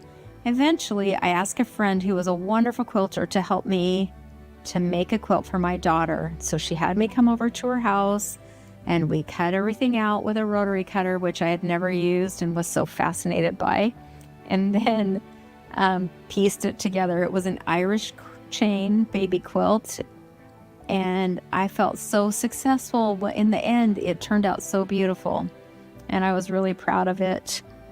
And then one of the first quilts I made on my own was a denim quilt with a star inlay pattern, and I had gotten old blankets to use for the batting, and I think I had a fleece backing on it. It was before Minky came out, or I would have done that. But it had a star inlaid pattern, and it was very beautiful and very, very heavy. And it was a favorite of all of my kids. They really loved it. We would take it to ball games, and even the cold wind, nothing penetrated that thing. So they all wanted one. And I think over the years I was able to make each one of them one, or I taught them how to make their own. I love my denim quilts. I brought it here today, and it's so fun to see the progression of how all of these denim quilts were made differently. You can see the one my mom made versus the one she made for my brother, but even looking at the difference between how I did mine. My Aunt Tiffany at one time showed her how to rip the jeans differently, so you didn't have to cut them out into squares and sew them all together. You could rip them all the way up the pant leg and make these nice, easy blocks.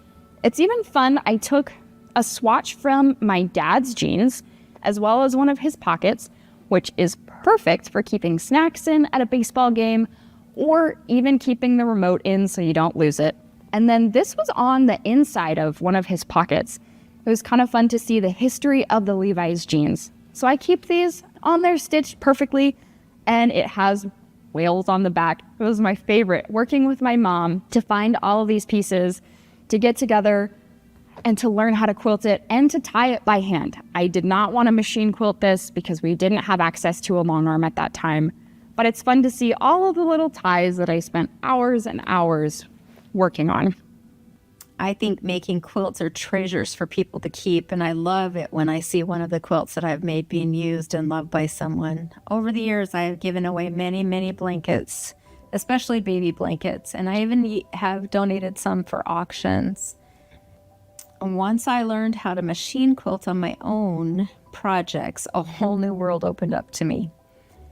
It was not doing the hand things. It was not trying to roll it all up and make it fit. It was much, much easier and really, really beautiful results. I think I learned how to use ruler work, and that also was very fun. And when I learned how to do curved piecing, it was a lot of fun as well. I think that doing small projects to start with and doing things bigger and bigger, maybe start with a pillow cover or a table runner like I did, and build on your knowledge and do bigger things as you go. They work a lot better than doing something really complicated and something that will end up in your sewing room for decades. Those are not the kind of projects that I like. I like things that can get done. But I do feel really grateful to live in a time when so much technology makes quilting easier. I use a rotary cutter, have very nice sewing machine. I have all the gadgets and rulers I could get my hands on, but my grandmother and my great-grandmother used newspaper and tissue paper patterns and sewed by hand using scissors and flour sacks and clothing they cut up to use for piecing. And they were nowhere near as accurate as what we have now, but the things that they made were just as beautiful and have stood the test of time. Every summer growing up, we would spend at least a week in Sugar City, Idaho with my great-grandma. We would go to Porter's Craft Store, which is now out of business, and get materials for our projects. Then we would sew together. I learned the basics of sewing on a machine, hand stitching, crochet, and hand embroidery. A little while back, I was able to travel up to my great-aunt's house. When my great-grandmother passed away, Emily inherited a lot of her patterns. I was able to go through the box, and it unlocked so many memories. She had manila envelopes of applique patterns and newspaper clippings. She had clippings from 1959, as well as handwritten patterns. It's been years since my grandma passed away, but being able to see her handwriting and read that again made me feel so connected to her. Since that visit, I've been working on a way to digitize her patterns and her applique process to include using a die cut machine to cut out the pieces and draw the faces of the fruit so it would match perfectly. I think if you start with easy projects and build up on your knowledge, watch YouTube videos, and get a friend that knows how to quilt, most of them absolutely love sharing what they know, and they get so excited when someone gets the quilting bug. That I think if you do those kinds of things, one day you will leave beautiful things for your children, and hopefully they will be able to continue that legacy. So I have my great-grandmother that I know of, maybe more, but my great-grandmother, my grandmother, my mother, who sewed more garment sewing, and then I love to quilt, and my daughters have all learned to quilt, and now I'm teaching my granddaughter. So I think quilting is a blessing that can be loved for many, many generations. Thank you for that, Mom. Quilting truly is a blessing. It's the gift that keeps on giving. And now we have a chance to hear from my niece, Haley. One reason I really wanted to start quilting was because I would go downstairs when my grandma and Sabrina were quilting downstairs, and I always thought it was so amazing to watch them quilt downstairs, and I always wanted to make something of my own. So one day I asked Grandma, I was like, "Hey Grandma, can I make a quilt?" And she said we could make something because I was going to my Mima's to go camping. And so we put together a denim quilt. We put some my grandma put some flowers, and I made a little square piece with a tent, a heart, and some trees. And I thought it was the coolest project ever. And I told all my friends that I had made a blanket. It was so cool, and I loved it. It was just small, but I still loved it because it was hard to do the stitching. And also, then after that, I wanted to make more quilts or do more projects. So I asked my grandma one day, "Hey, can we do more quilts together?" She said maybe. So for Christmas, I got a sewing machine, and I was so excited to make my own projects. So I had to learn the learning curves of using a sewing machine. I had to learn how to thread it and how to use all the foots and the needles to do it right. And then Sabrina called me, and she FaceTimed me, and she taught me how to make a really pretty strip quilt. And we are still working on that at the moment. We're still working on that strip quilt. And I also love to I asked my grandma if we could do some hexies because I had seen her do English paper piecing hexies. So she taught me how to do it, and Sabrina taught me her way how to do it. And I've been still doing that, and it's so fun. That is why I love quilting so much. Thank you, Haley, for telling us about your quilt. I remember sewing with my mom when I was just a little girl. She had made a strip quilt, and she let me be her good little ironer. But when she was done, she let me use her scraps to make a rug and a blanket for my new dollhouse. The fun part is, my nieces still play with it to this day, 16 years later. Before I end, I wanted to make a point that quilting can impact families even if we don't all quilt together. I know a lot of people that feel the impact of quilting on their families that don't actually quilt themselves. The gift of a quilt can be just as meaningful as a shared quilting experience. My sister is one of those people, and she has allowed me to share a portion of her story. Most people in my family are what you might call creatives, but not all of us are quilters. Heidi is a talented crafter and hobby sewer. She makes beautiful things, but she does not consider herself a quilter. However, she does respect the art and talent involved when it comes to making quilts. She has received many quilts from family members for herself and for her son. Being gifted a quilt means the world to her because she knows the thought and effort that goes into making a handmade creation. She has one that we call the Green Fuzzy that came from our great grandma. This is her favorite blanket because it reminds her of the summers we spent with our grandma that has since passed away. Heidi also has a Goodnight Moon quilt made by that same great grandma that her son loves to play on and snuggle up in. Even though he never had the opportunity to meet his great-great-grandma, he can still feel connected to her. So quilters, even if you don't think you're making an impact now, keep quilting. You never know how your creations will impact future generations. Thank you for allowing me to share my story and the story of my family. We hope you enjoy the rest of your fall festival.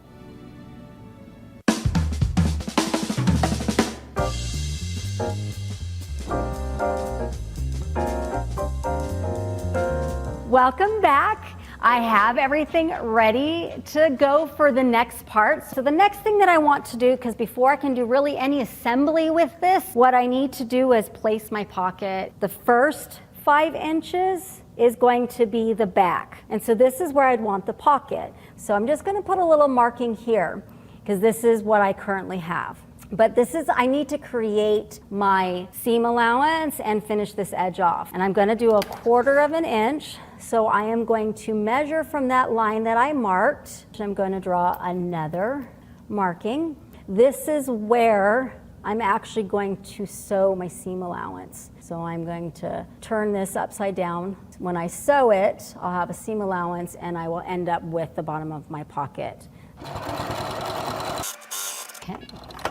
And now we're going to fold our pocket back up. And now I'm going to sew along the sides and the bottom and the top. And when I do the bottom, I want to make sure that within that seam allowance, I have the other seam allowance covered so that is nice and finished on the inside. And I like to go just past the pocket when I do that. And because this is double stitch, I'm not worried about going back and forth at the bottom. All right, so the next thing that I'm going to want to do is I'm going to want to put on the handle. To decide where I want to put the handle, I am going to kind of mock up how this is all going to hold together. So I am just going to use clips and clip this together. So this part here is what is going to make my top. So I want to kind of find the center of where my top's going to be. So I can just kind of mark a general area there. And I'm just going to make sure I've got a flat edge here. And I'm going to take my piece here, measure that 1/4 inch, and give myself just a teeny bit more space. And mark that. And I'm going to do that on both sides. And so when I get done sewing this down, this is going to be where that's going to occur. So that's marked and ready to go. The next part is a little trickier. So we're going to go ahead and worry about getting the zipper on. So I would suggest at least an 8-inch zipper. Now I'm going to end up putting my zipper here, but if I open this up, then I'm going to have a rough edge where this is. So the first thing that I'm going to want to do before I put my zipper on is I'm going to add a little bit of binding. So we're just going to add this to both sides here.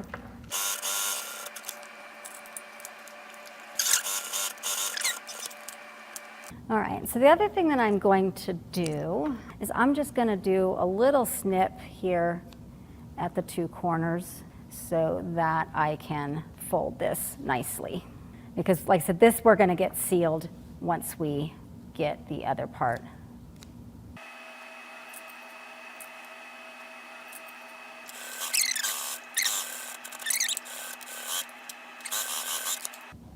All right, now I'm gonna trim off my excess so that it is flush, because this is gonna get covered in a later step. So I have a finished edge now for me to put my zipper on. If I line up the edge of my zipper along where the edge of my binding is, that is going to be the perfect placement for it. I have my stopper part is right there in that corner, and then this is going to be on the edge. So I'm going to go ahead and sew that down. But to do that, I'm going to need my zipper foot. So we're going to do a quick change with that. So I need to kind of think about what side I need to put this on, because I'm going to need to change it. My first set that I want it on this side. So I am going to attach the zipper foot on the left sidebar. So I'm going to sew this part down first, but this is going to give me a nice safe place to do that sewing so that I don't hit the zipper teeth. All right, so we'll go ahead. When I get to the top, I am going to do a little back stitch as well, because again, I want it to be secure. And now we're going to top stitch this on the other side, just to kind of secure it here. Okay, so I have my first part of my zipper secured. Now this is the harder part. I do need to know exactly where my zipper teeth are going to end up. So it does help for me to fold this so I can see where it's going to be, and I'm going to mark it. And I want to mark across not just the tape, but that piece of binding that I added. And then I'm going to unzip. So that's what's going to make it easier for me to sew the other side. And then we're going to pin, pin, pin, pin, pin. And let's get this side of the tape attached.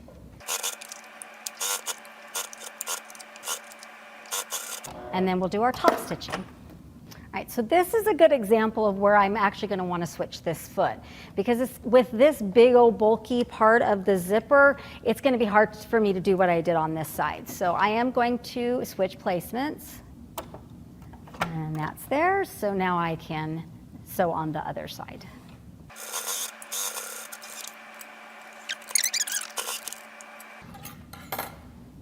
So I can fold it up and make sure I've got all my little stringies out of the way, because I don't want to get that caught in the zipper tape. All right, so that's zipping really nicely. So I just took a little piece of fabric I had left over. I folded the edges on the inside and ironed them, and just made a little tube that is going to go right here. And this little tab here, it's a zipper tab, it's just going to cover the edges of my zipper and give it a nice finished look. And we're just going to sew around this like a box. Just get lined up. And I'm going to start slow, because I do have a lot of thick areas here. I've got a hump to get over with the zipper, so I just need to be patient. So this will be the hardest part, and the rest will then sew on real nicely.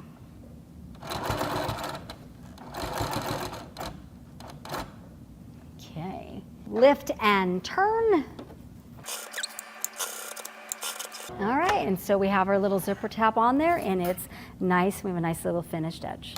Now at this point, I would not, if you're like, okay, I've got the zipper, I have the length that I want, I'm gonna cut my zipper, don't do it, because I still have the zipper stops. It's not going anywhere. But if I cut it and I have to kind of open and close my zipper, there is a good chance I'm gonna zip this right off and then have to try to get it back on. So right now, just leave it, it's gonna be fine. We will trim it when we are ready to get to that part. So I need to actually do a little bit of binding before I do final assembly. So this is where I am using the 2 1/4 inch binding that I set aside. So I'm going to bind here. I'm going to add binding here, which is going to create my stop for my zipper. And I'm going to, same thing, I'm going to bind here. So let's start with this one.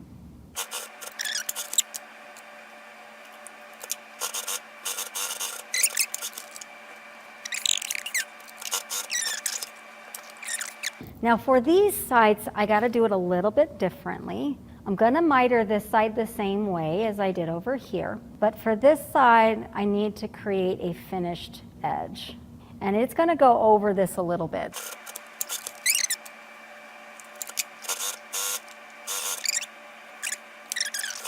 And don't go all the way forward because you got teeth. You don't want to run over those teeth.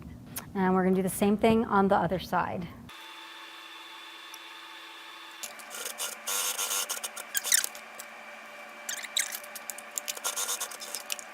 All right. Now I'm ready to flip all those bindings over. So this one's pretty standard, how you would do any typical binding.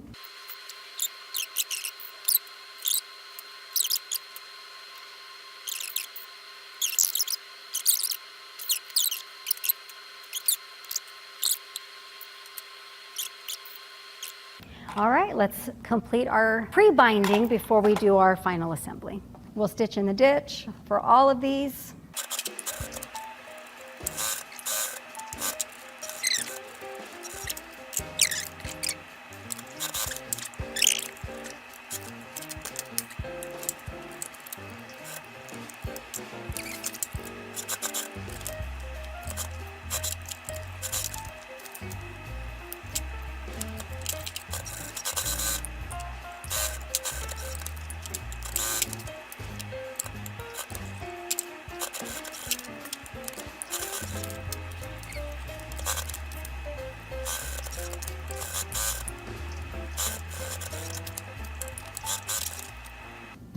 All right, so we have all that ready to go. We are going to start doing the final sides and the rest of our binding.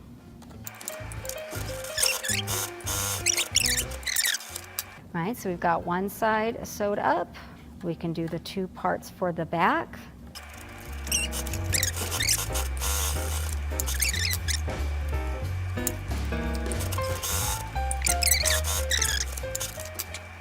All right, so the next thing that I want to do is gonna change depending on what kind of attachment that you want for this. So for this one here, I did an attachment like this, took a little extra piece of binding I had left over and I just kind of like folded it together and created a little loop. So for this one, I'm gonna do it opposite of this. I just have to decide where I want this to hang from. So if I want it to hang here, then I'm probably gonna want to cut along here.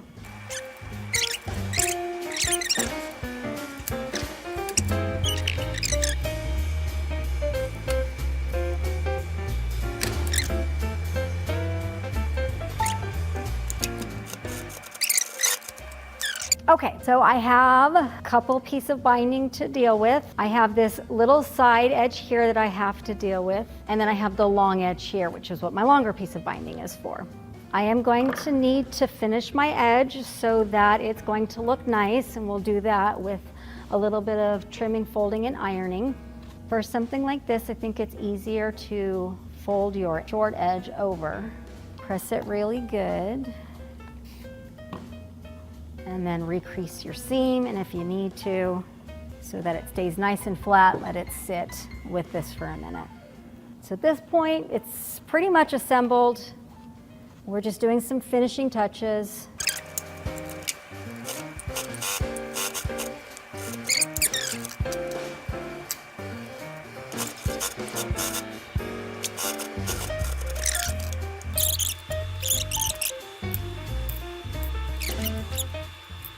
Oh, we're getting so close to being able to have tea.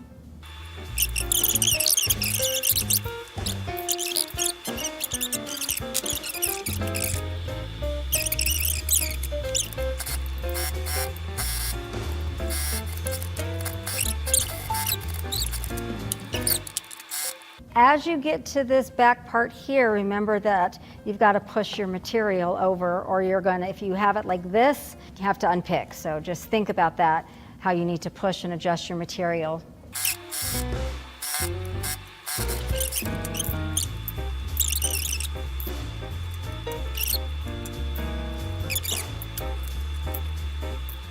Okay, so for the flap, you are going to want to fold it down and either pin or clip, because when you come across, you're gonna want to sew in here, and then we're gonna do some top stitching here on the other side once we finish getting the binding on. And we're gonna be careful because again, we've got a metal piece we need to keep out of the way of our needle.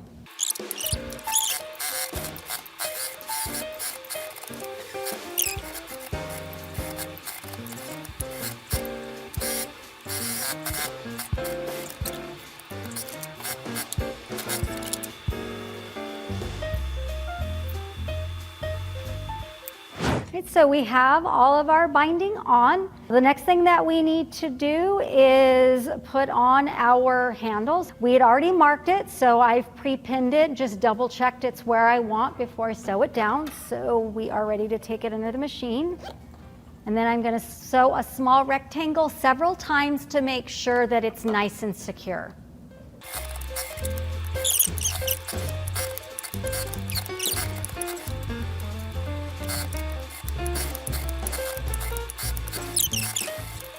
So that is pretty much it for assembly. So I think it's time to make tea. So our tea carrier is all finished. I've already went ahead and put it in my spoon and my tea bag. And now it's time to make tea and see how this works. I'm gonna slide my cup back in there, close it up. Oh, I can feel the heat staying in there now. And I think I'm gonna kick back, start nibbling on my tea cookies, and read my book. Hope you've enjoyed us showing you how to make this wonderful gift for yourself or for others. And until next time, stay cozy and warm and enjoy some tea and biscuits.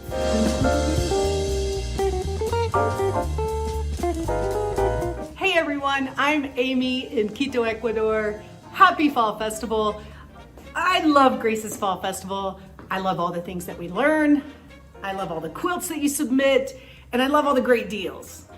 I'm here today to demo how to make something pop in your quilting. Sometimes I like to write words on my quilting, on my custom quilting, and then make it pop. You can also do that with like that checkerboard look, same technique, same idea. And I got these new feet that I've been waiting. I don't know why I waited so long because they are a game changer. It is the 3-piece foot attachment by Grace. It has, and this one is my love, the micro quilting foot. It's a micro stippling foot. There's also the open toe foot that I have on, which you will see, and a ruler foot that has way more visibility than other ruler foots I've used, and I love it. So what I'm gonna do is show you how to, I'm gonna freehand a word. We're gonna pick a word. Let's say, okay, so it needs to be 3 letters because I'm going to demo 3 techniques to make something pop. And I am an English literature and poetry professor, so we are gonna need some alliteration. So we need a 3-letter word that goes with Fall Festival. What do you think? Fall Festival is fun. You're right. So part of my process before I start quilting is to draw. So let me show you my drawing that I did. Here's the drawing. So I'm going to demo how to do a micro stippling, micro pebbles, and micro lines. So, you know, of course, if I'm doing this, I would choose 1, but I'm going to show you 3 so that you can practice and yeah, give it a try. I'm excited. Let's get started. I've got my Grace 21X Elite. Her name is Frida. I've got some finesse blue ice on there. Got my quilt clips. I'm ready. Let's go. All right, so first up, I have the open toe foot on and ready to go, and I'm going to freehand the word fun.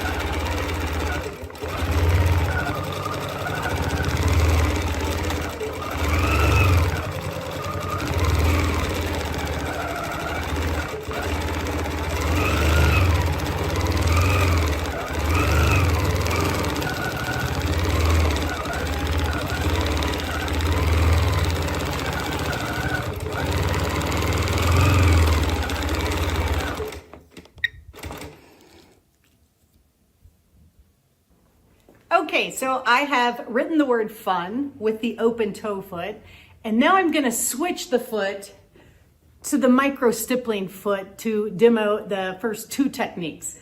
I have the ruler plate on because the third technique is gonna be the ruler foot, so I have it on. Changing the foot is really easy. They include this hopping foot height gauge, which is very helpful to get the height correct. But so yeah, I'm gonna change the foot. You will need the 3mm and pretty easy. Just undo the screw, and they actually give you an extra screw in case you drop it and it goes under the couch or you can't find it. So that's pretty helpful. So the first foot is already off by unscrewing it. I'm gonna set this one, the new foot, on, and you're gonna lightly screw it in because you may need to adjust it depending on the hopping foot height guide. So we put it on there. I'm gonna go to the back of the machine and put the needle all the way in the down position. I have to go off camera for just a second. Hopefully you can see the Andes Mountains while you wait. So I'm putting it all the way down in the down position. I'm back. I'm checking the hopping foot height. So I'm gonna unscrew it a little bit, put it down. Now I'm ready to tighten it because it is the perfect height. Yeah, I'm gonna tighten it. Then I'm going to lift the needle back up. So the hopping foot gauge, sorry, you can't see. Oh my God. Yeah, it's right there. It's perfect. Hard to see, yeah. Okay, so then I am about to get started on the first technique. Okay, we're ready for the first technique. We've got the micro stippling foot on. We are going to do what I think is the easiest technique to make something pop, and it's micro stippling. So we're gonna micro stipple all the way around that F, getting as close or on the line as we can. I love micro quilting. It looks great. Definitely takes some time.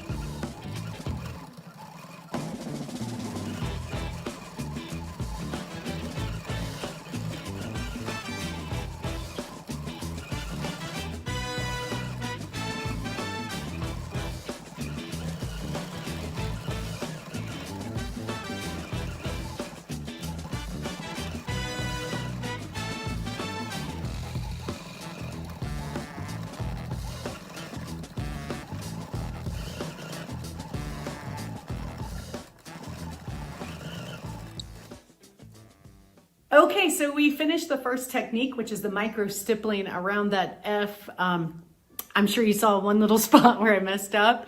Yeah, it's practice. I did seam rip a little bit of that out because it got into the F, and I don't want to mess up my pop. So next, that was on precise mode for the micro stipple. The next one, the micro pebbles, I will put it in manual mode. It's just faster, it's smoother. I will put it on 40%. When you're doing micro quilting, especially pebbles, I want to get as close as I can to the needle. So I'm gonna actually move these handlebars in and down a little bit. It's real easy to do. They just, yeah, like that. So the second one, I'm gonna push in and a little bit down. Because look, I want to get as close as I can to that needle. It's going to make it a lot easier. So let's do those micro pebbles.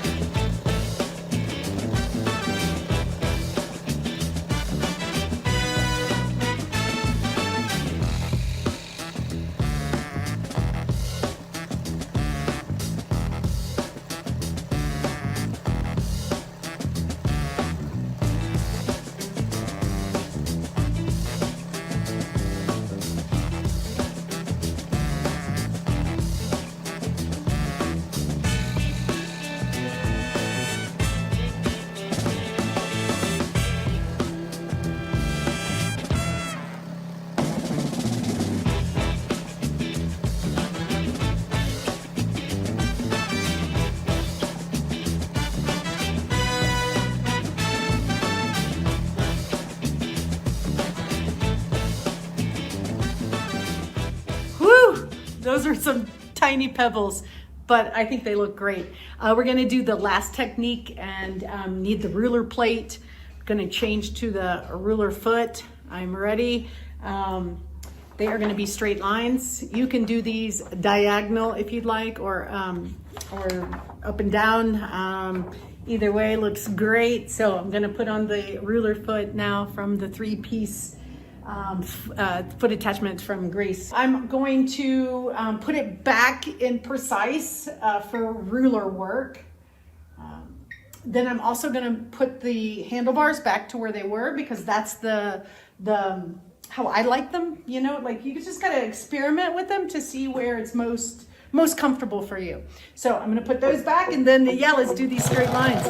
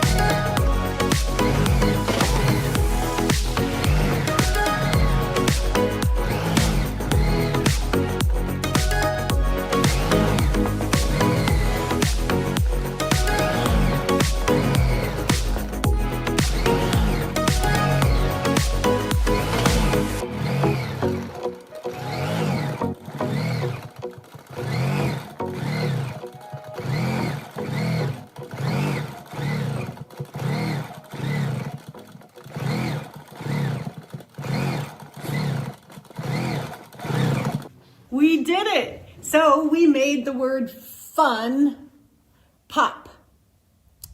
This is the front. I'll show you the back. But yeah, this is it. I added a couple leaves for the fall festival. If you're thinking about doing some micro quilting, definitely give these 3-piece foot attachment set a try. The micro stippling foot is a game changer for me because I do a lot of micro quilting, and the open toe foot is amazing. Like, you can see everything. Even the ruler foot has more visibility than other ruler foot. So enjoy Fall Festival. Don't forget to have some fun.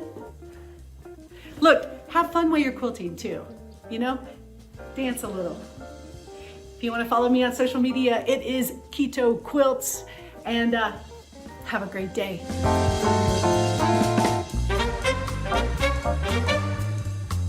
Welcome back.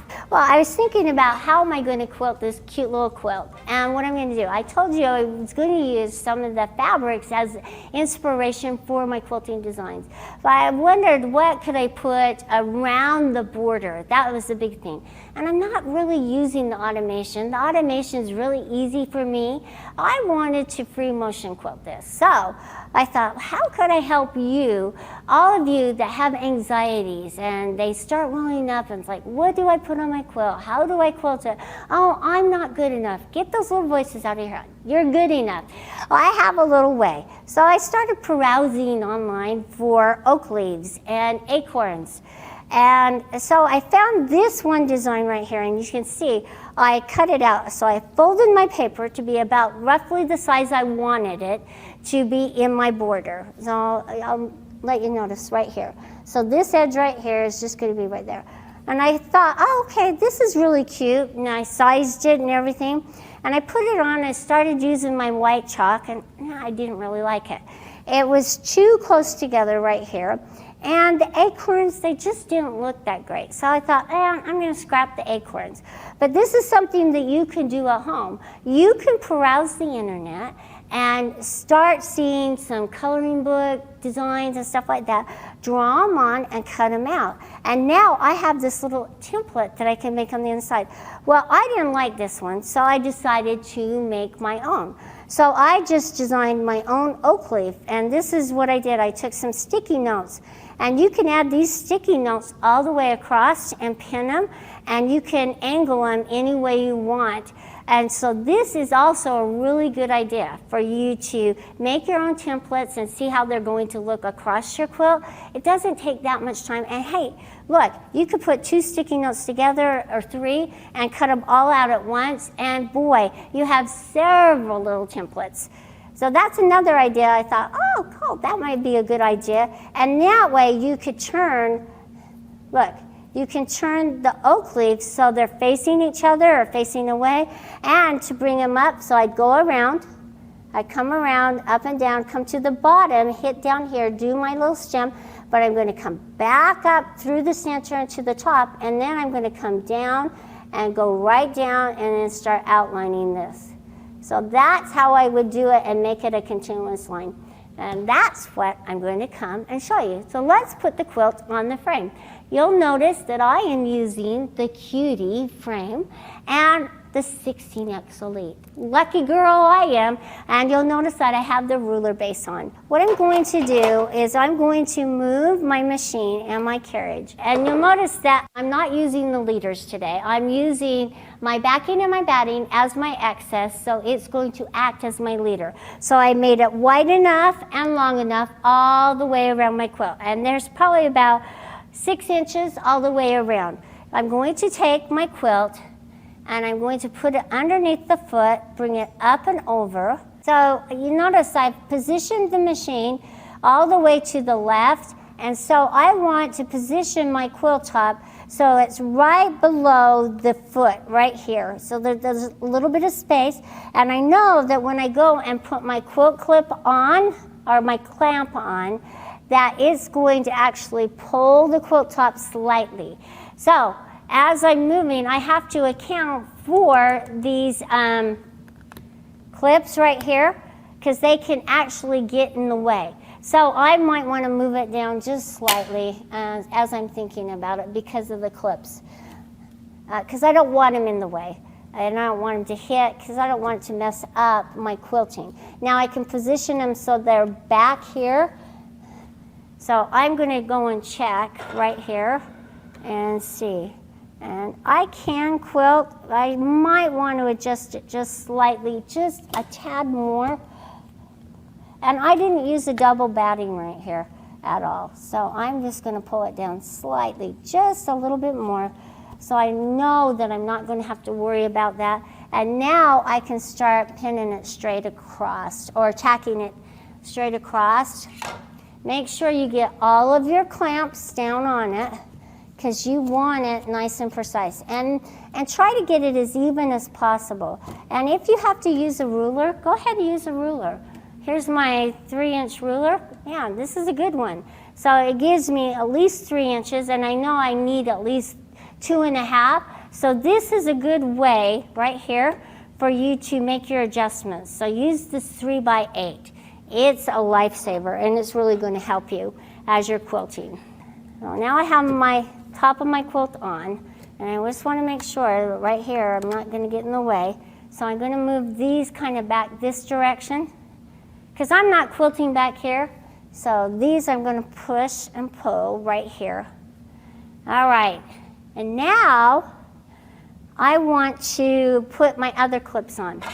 So I'm going to pull it down because I want some tension on it, but so I'm going to fill underneath, and there's no wrinkles as I'm filling underneath.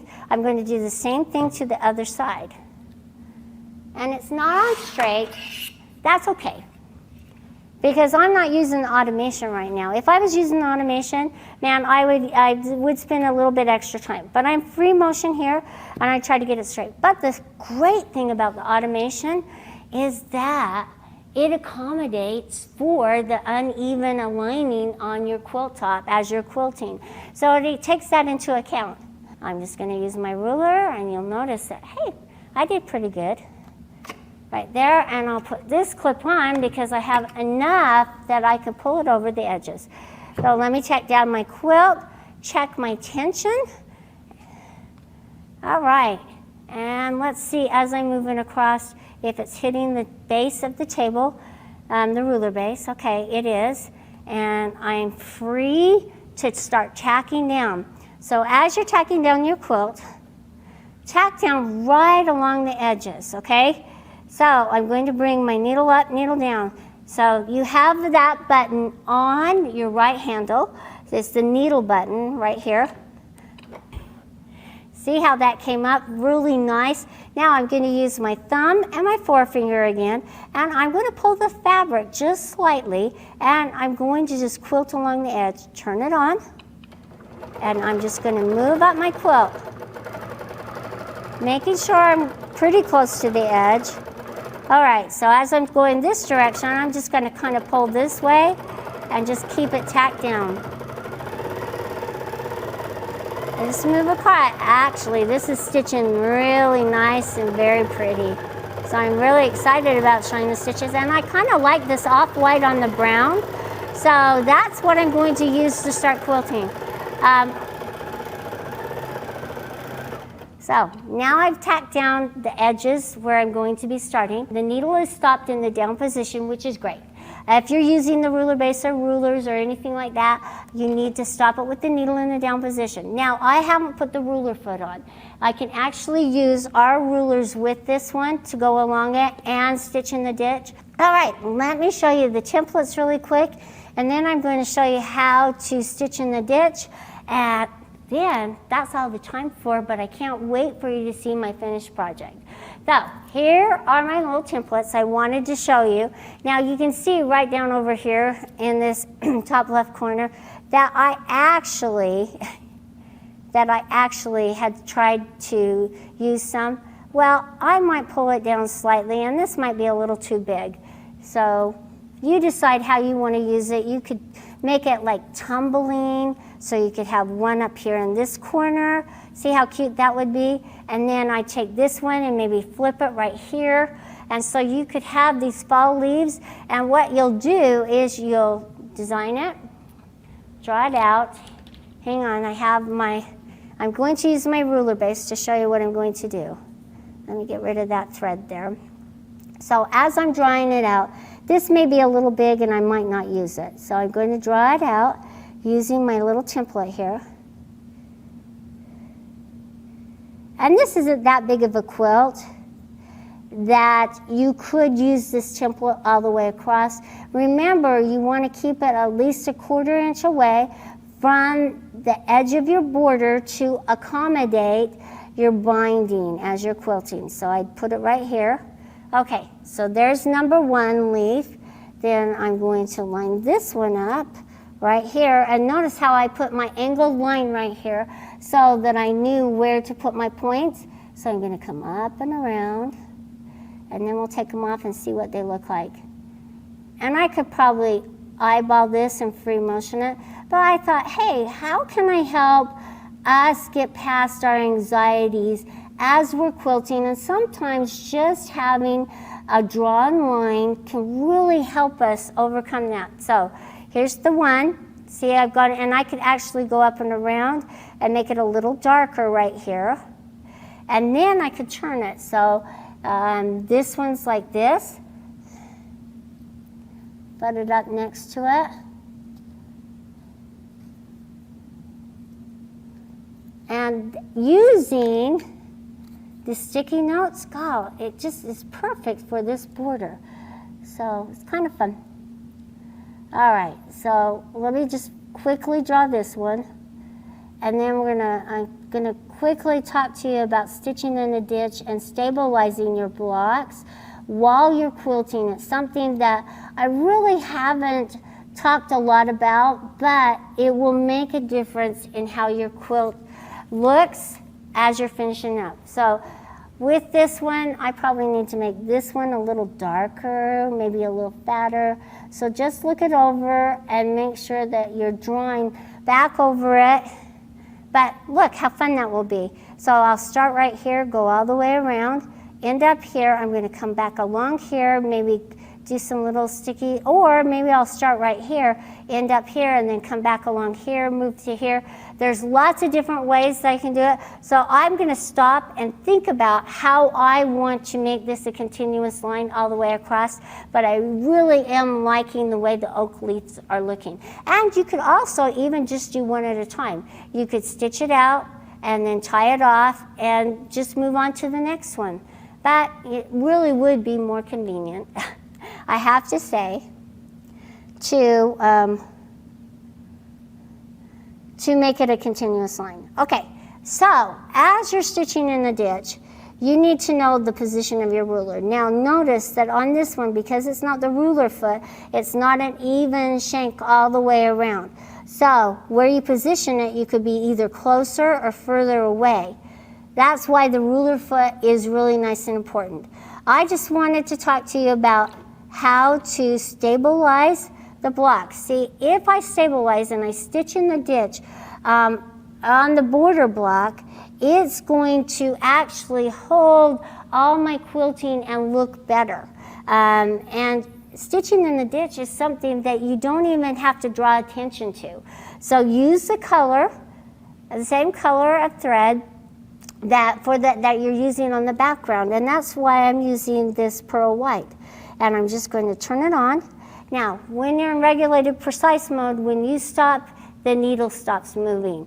I might want to put it in cruise, but we'll see. We're going to experiment here. So I'm just going to move along and just tack it down. I don't want to, see, I went up into that. But as I'm quilting, I'm just going to be really careful. That's why the ruler foot's really important. Just take your time moving across it. Now, we have made another foot. It's called the Wonder Foot.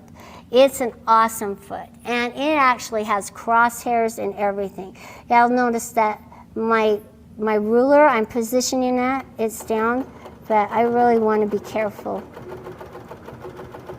Maybe I'm showing the pros and cons as to why you want to get the 3-piece hopping foot set by showing you what not to do. But it's turning out okay. Anyway, so by stitching in the ditch, and so now I'm going to stop right there. I'm going to move to the other side just to show you what it looks like as you're stitching in the ditch. And yes, I would tie that off.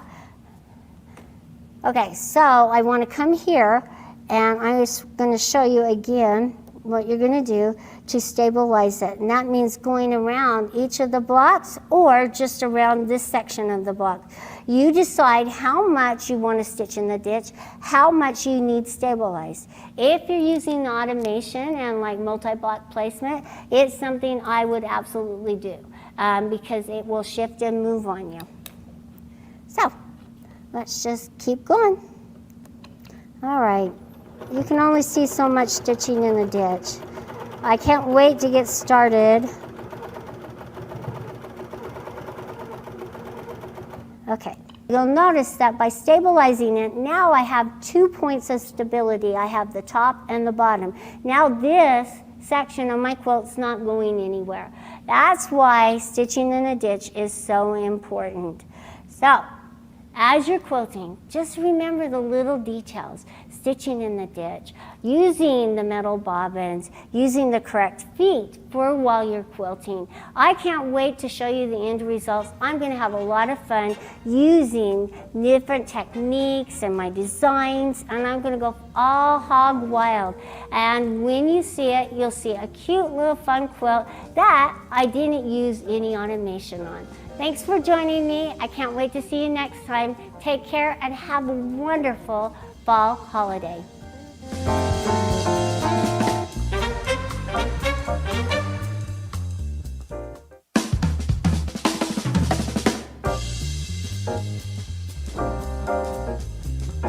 Grace Gives is an opportunity for us to give back to our quilting community, to just say thank you for all the great things that they have done for us. We had several submissions that were compelling, that were heart-wrenching, that were so interesting to hear everyone's background and why they wanted to submit themselves or someone else for this experience. And there was one nomination that stood out the most from April Schmidt. She nominated her hardworking, loving mother, Cheryl. My daughter, April, had called me and had entered me in a focus group. So I said, what? And so we got them on a call to give them a gift. I'm Justice Daniels, the Director of Marketing here at Grace Company, and we're pretty excited to be able to talk to y'all today. So Cheryl, I don't know if you know this or not, I'm hoping you don't, but you've actually been nominated to win something. So you're not here for a focus group, but someone's nominated you because you're amazing, quite frankly. Oh my God. And so what we're actually offering you is all expenses paid trip out here to Grace Company in Salt Lake City, Utah for a day to spend with our education team and learn a little bit more about quilting and Oh my gosh. I thought everybody was joking me. I really did. It's like, no, this can't be happening. But I was so excited.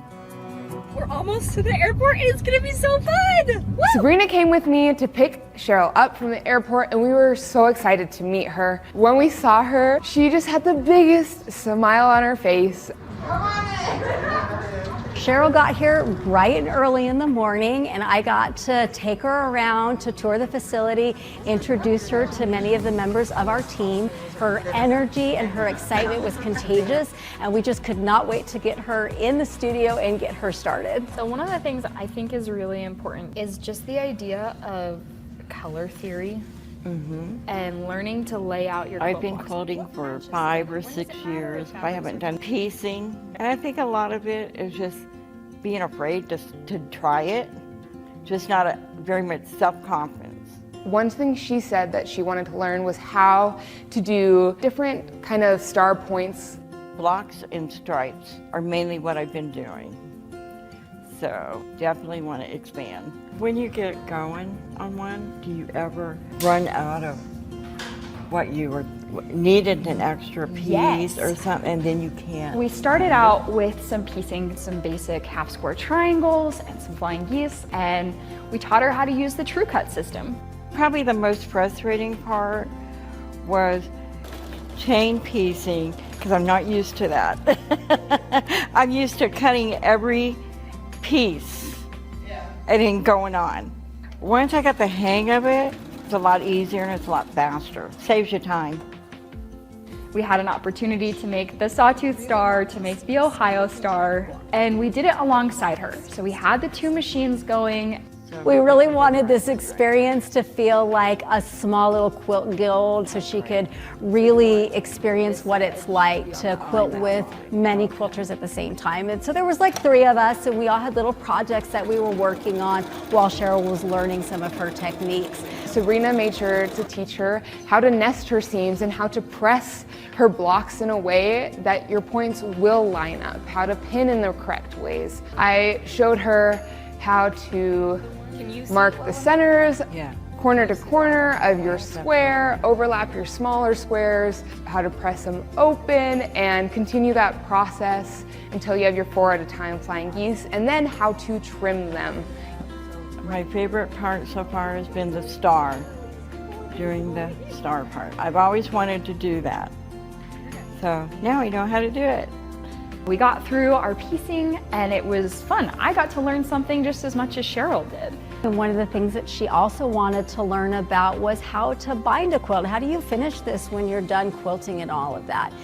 And quilt binding is one of my favorite things. I love striped binding. Sabrina was amazing in showing her how to use stripe binding and getting those stripes perfect. And I am just gonna press this little perfect seam.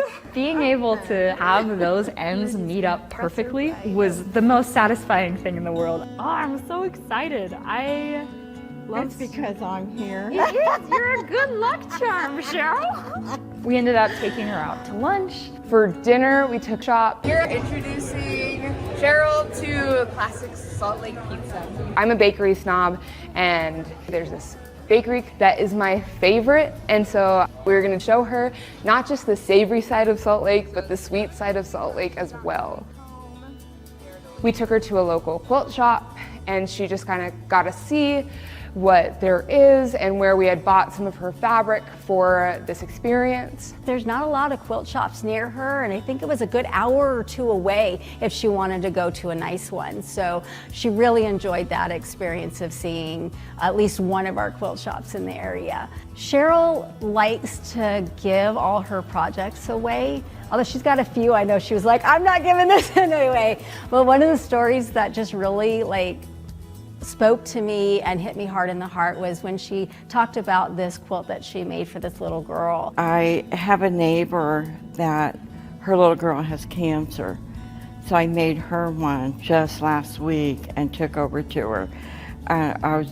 She was crying, she was so excited. She hugged me, wouldn't let go of me. The little girl's only probably 6. It was just amazing. She kind of started this journey a little bit later in life, as did I, and so I really kind of resonated with that. And she loved watching her mother sew, and her daughter is a really avid sewer. So her daughter doesn't live anywhere near her, but with Cheryl getting into sewing, she was her go-to girl. She's definitely deserving. She's taking care of 2 of her grandkids, and she's deserving. She needs it, and God love her. I live in Louisiana, and I just can't teach her from over the phone. Having that connection to quilting with family and really wanting to continue to do that tradition in the family, and then how she was giving things away and doing what she could do, it just made us really want to bring Cheryl in and show her some of those things where she was struggling so that she could learn to make more complicated blocks and learn how to bind and learn how to finish a quilt from start to finish. In the middle of the day, Devin came in and sprung a surprise on Cheryl. Cheryl, I am just really excited to get to sit down with you for a minute. It's been so fun hearing your story, getting to know you a little bit, getting to know your daughter who nominated you. It's just been a really great time getting to know you. We actually have one more surprise that we wanted to let you know about, if that's okay. Are you ready for it? We are going to be sending you a little Rebel and a Cutie of your very own. You guys. We are. Thank you. Oh, you're welcome. It's our pleasure. We are just so excited to be able to share this with you so that you can go home, you can continue to quilt, you can continue to learn and grow, and I know all of our educators are just so excited to help you out. Oh, I was so shocked. I'm amazed by that. I still am. I still don't believe it. It's wonderful. All day she had been talking about how great the little Rebel is and how nice it was to sew on that machine. And when we were able to gift that to her, the look of surprise and gratitude on her face was incredible. Cheryl started crying, and then I started crying, and I looked at Sabrina, and Sabrina was crying, and so was Angelique, and all of us were just like in tears. I would say the hardest thing for me was sitting there knowing the whole day that we had that surprise for her. Devin came in, gave the surprise, and I could finally shine. I got to be the one to show her how to use her Cutie and her Rebel setup, and kind of showed her a few moves on that Cutie frame to do her own quilting. She said that she does draw, she's a bit of an artist, so I just know she is going to take to free motion quilting like fish does to water. Our goal by the end of the day is, no matter what, we needed to make sure that Cheryl learned how to use the little Rebel and the Cutie, so that when she got them at home, that she would be successful with her quilting experience. When I was working with her with the quilting, she took to that real easy. She was a little nervous, as everybody is, and it was just really encouraging her to go for it and practice, which is what we tell everybody. But she just seemed so excited to get home, get the stuff, and get the quilts that we had started with her finished. I found this bunny at a store, and I thought, I want to make a blanket with that. Because I just thought it was just so cute. Cheryl had found some really awesome panels that she wanted to show us, and she had these quilts that she had added to the panels. She had sewn on with jelly rolls and made a strip quilt. Her selection of colors really was fun. She liked bright colors, so she's really into like traditional but non-traditional as well. It was really, really fun to see some of the things that she's already tried, from panels to stripes, and how far she had gotten into some of that. It was really fun to see her skill level at the beginning versus what she could accomplish by the end of her educational experience. It has probably been one of my favorite experiences here at Grace Company, to be a part of that and get to witness that and see that we so much care about our quilters, that we're willing to do segments like this, like the Grace gives, and bring them in. And I'm just so happy to have been a part of that. About a week after Cheryl's visit, she sent us this beautiful card, and she just had the nicest things to say about her experience here that I wanted to share that with you. She says, "Thank you." It's a thank you card. "Grace Company, I want to thank everyone for the wonderful experience that you gave me. Everyone was great. I learned so much by being there. I finished my quilt, so that's great news. My husband said he could tell I had a very learning experience. Y'all were so kind and supportive. My favorite part was sitting around with all of you and just learning. Again, thank you, Grace Company, for the wonderful experience. I am hoping to one day come back, and thanks for everything you've done. I will never forget this." This experience hopefully showed her, like, hey, you can do it, and you can do it on your own, and you are a great quilter, and you can only learn more from here. She was just smiling the entire time, like ear to ear. I just feel so grateful that I was able to just get to know Cheryl and her light and her spirit, because she truly is one of the greatest people. For Grace Gives, this was the first time that we had given someone an educational experience by bringing them to our corporate headquarters and just tailoring their experience to them. And just from an outsider perspective, it was the best experience, not just to be able to just be there and watch Cheryl learn and grow, but getting to know someone that I never would have met. Teaching is one of my favorite things in the entire world. And having the opportunity to teach someone who actually wanted to learn was incredible. To see someone in a completely other state, halfway across the country, learning from us and wanting to get to know us, our techniques, everything we had to offer, was truly incredible. It's been so much fun. I feel like I've learned a lot. The girls have really helped. Loved it here. I really did. I had a great time. From the time I've gotten here, it's just been amazing. Everybody's just been very helpful, showing me just all kinds of stuff that shortcuts that I didn't know. Doing some things that I didn't know. This is a quilt that I finished, and it really wasn't as hard as I thought it was. But when I got it done, it made me feel real excited that I did it. I would like to thank you guys for everything. It's just unbelievable. I never expected all this.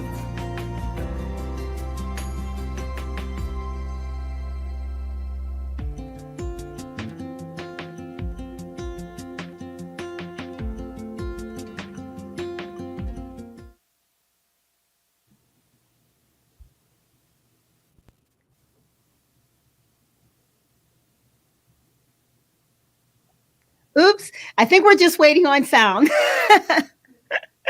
Oh, all right. Well, as Janna gets her mic and her sound up, I just want to say what an amazing block of segments that was. And oh my gosh, who knew it was going to be so emotional? I was not ready for that. I needed tissues on site so I could dab my eyes. She was just so sweet. Oh my God, just so deserving. And it just fills my heart. It makes me so happy, as I'm sure everyone, to see someone so deserving, something so nice and sweet. Good on Grace for making that. That just made us all feel good. And to live through that experience with her is really special. It was so great to have her here, and I know the marketing team educators who were here, they just, their lives also changed meeting her. As much as she was saying, oh, my life has changed and things are different, they just got an opportunity to, help someone like Sabrina was saying, who's so interested in learning and everything like that. I think a lot of people think like, oh, I can't get started with quilting and I'm unsure and different things, and that I just loved how they were showing her things, and she's like, oh, I got tips and tricks, right? Your website, when you're doing other educators, it's like, I love that about the quilting community, that everybody has a chance to really help and learn and grow. And even if you think, oh, I'm just a basic person, I'm not set to really be that mastery person, that you're able to just get started and become a quilter. And it's all about the joy of it, right? And it's all about the learning, no matter where you are in your process. And the thing that I just loved about Cheryl is she's such a sponge. She was just like eating up everything. And I loved her quilt at the end. And it was so simple. It's squares, but it was filled. So she had so much pride, and that's where it starts. It starts like simple, and then you can, get more and more experience and do more complicated things, or not. You can keep it simple. It was so beautiful, and it was just so wonderful and so inspirational, and I'm truly touched by it. Yeah, it was a great segment. I saw someone else comment about the generational segment that Sabrina did about her family. And it's true, like quilting doesn't just help you, it helps others around you, right? Because you don't make just quilts for yourself. You're always making them to give to other people. And so that gives you that opportunity to make another person's life just so much better. I saw a quote one time, and it was like, a quilt is just a hug, right? Yeah. In fabric. And so, right, like we're just giving out all these hugs to everybody and helping them feel loved. So thank you, everybody, for being a part of that. Yeah. Oh, that's amazing. Thank you so much. And just to put a button on that, the clippings that Sabrina got from her grandmother, just speaking to her that way, passing down that legacy, just gave me chills and goosebumps. And that was just really special. Yeah. All the segments were great. All the segments were great. I really loved seeing the three-piece hopping foot set, what Amy was doing with those different feet and just the lines, some of the she was doing with a ruler foot, and the micro stippling, and I could just sit and watch her quilts for so long. It was just fantastic. I completely love it, and I love her, and every time I see her on social media dancing and quilting and sharing her gift and sharing joy, it just is so infectious. And it was so great to see her do that demo, yes, with the micro stippling, and that the message that she quilted into the whole cloth there was just so much fun, and how it all tied in with the theme. She's awesome. That was great. Yeah, it was really great. The other segment I really loved was the second part of Karla's autumn themed wall hanging. I got to see her as she was getting it put together, right? She was trying to decide what colors to use, and I would happen to be walking by while she was working on it. She's like, what do you think of this color? And so it was so fun to see her get it on the frame and get it ready to be quilted, so that and that people can follow along and get the same kind of wall hanging in their own homes. But that's a super fun one. Yeah, it was beautiful. I love that. I love that pattern and that block. Yeah, I love that you think like, oh, I can't create, I'm not very creative, but just putting fabric pieces together, suddenly you're creative. Just designing your lines, however your free motion, you are creative.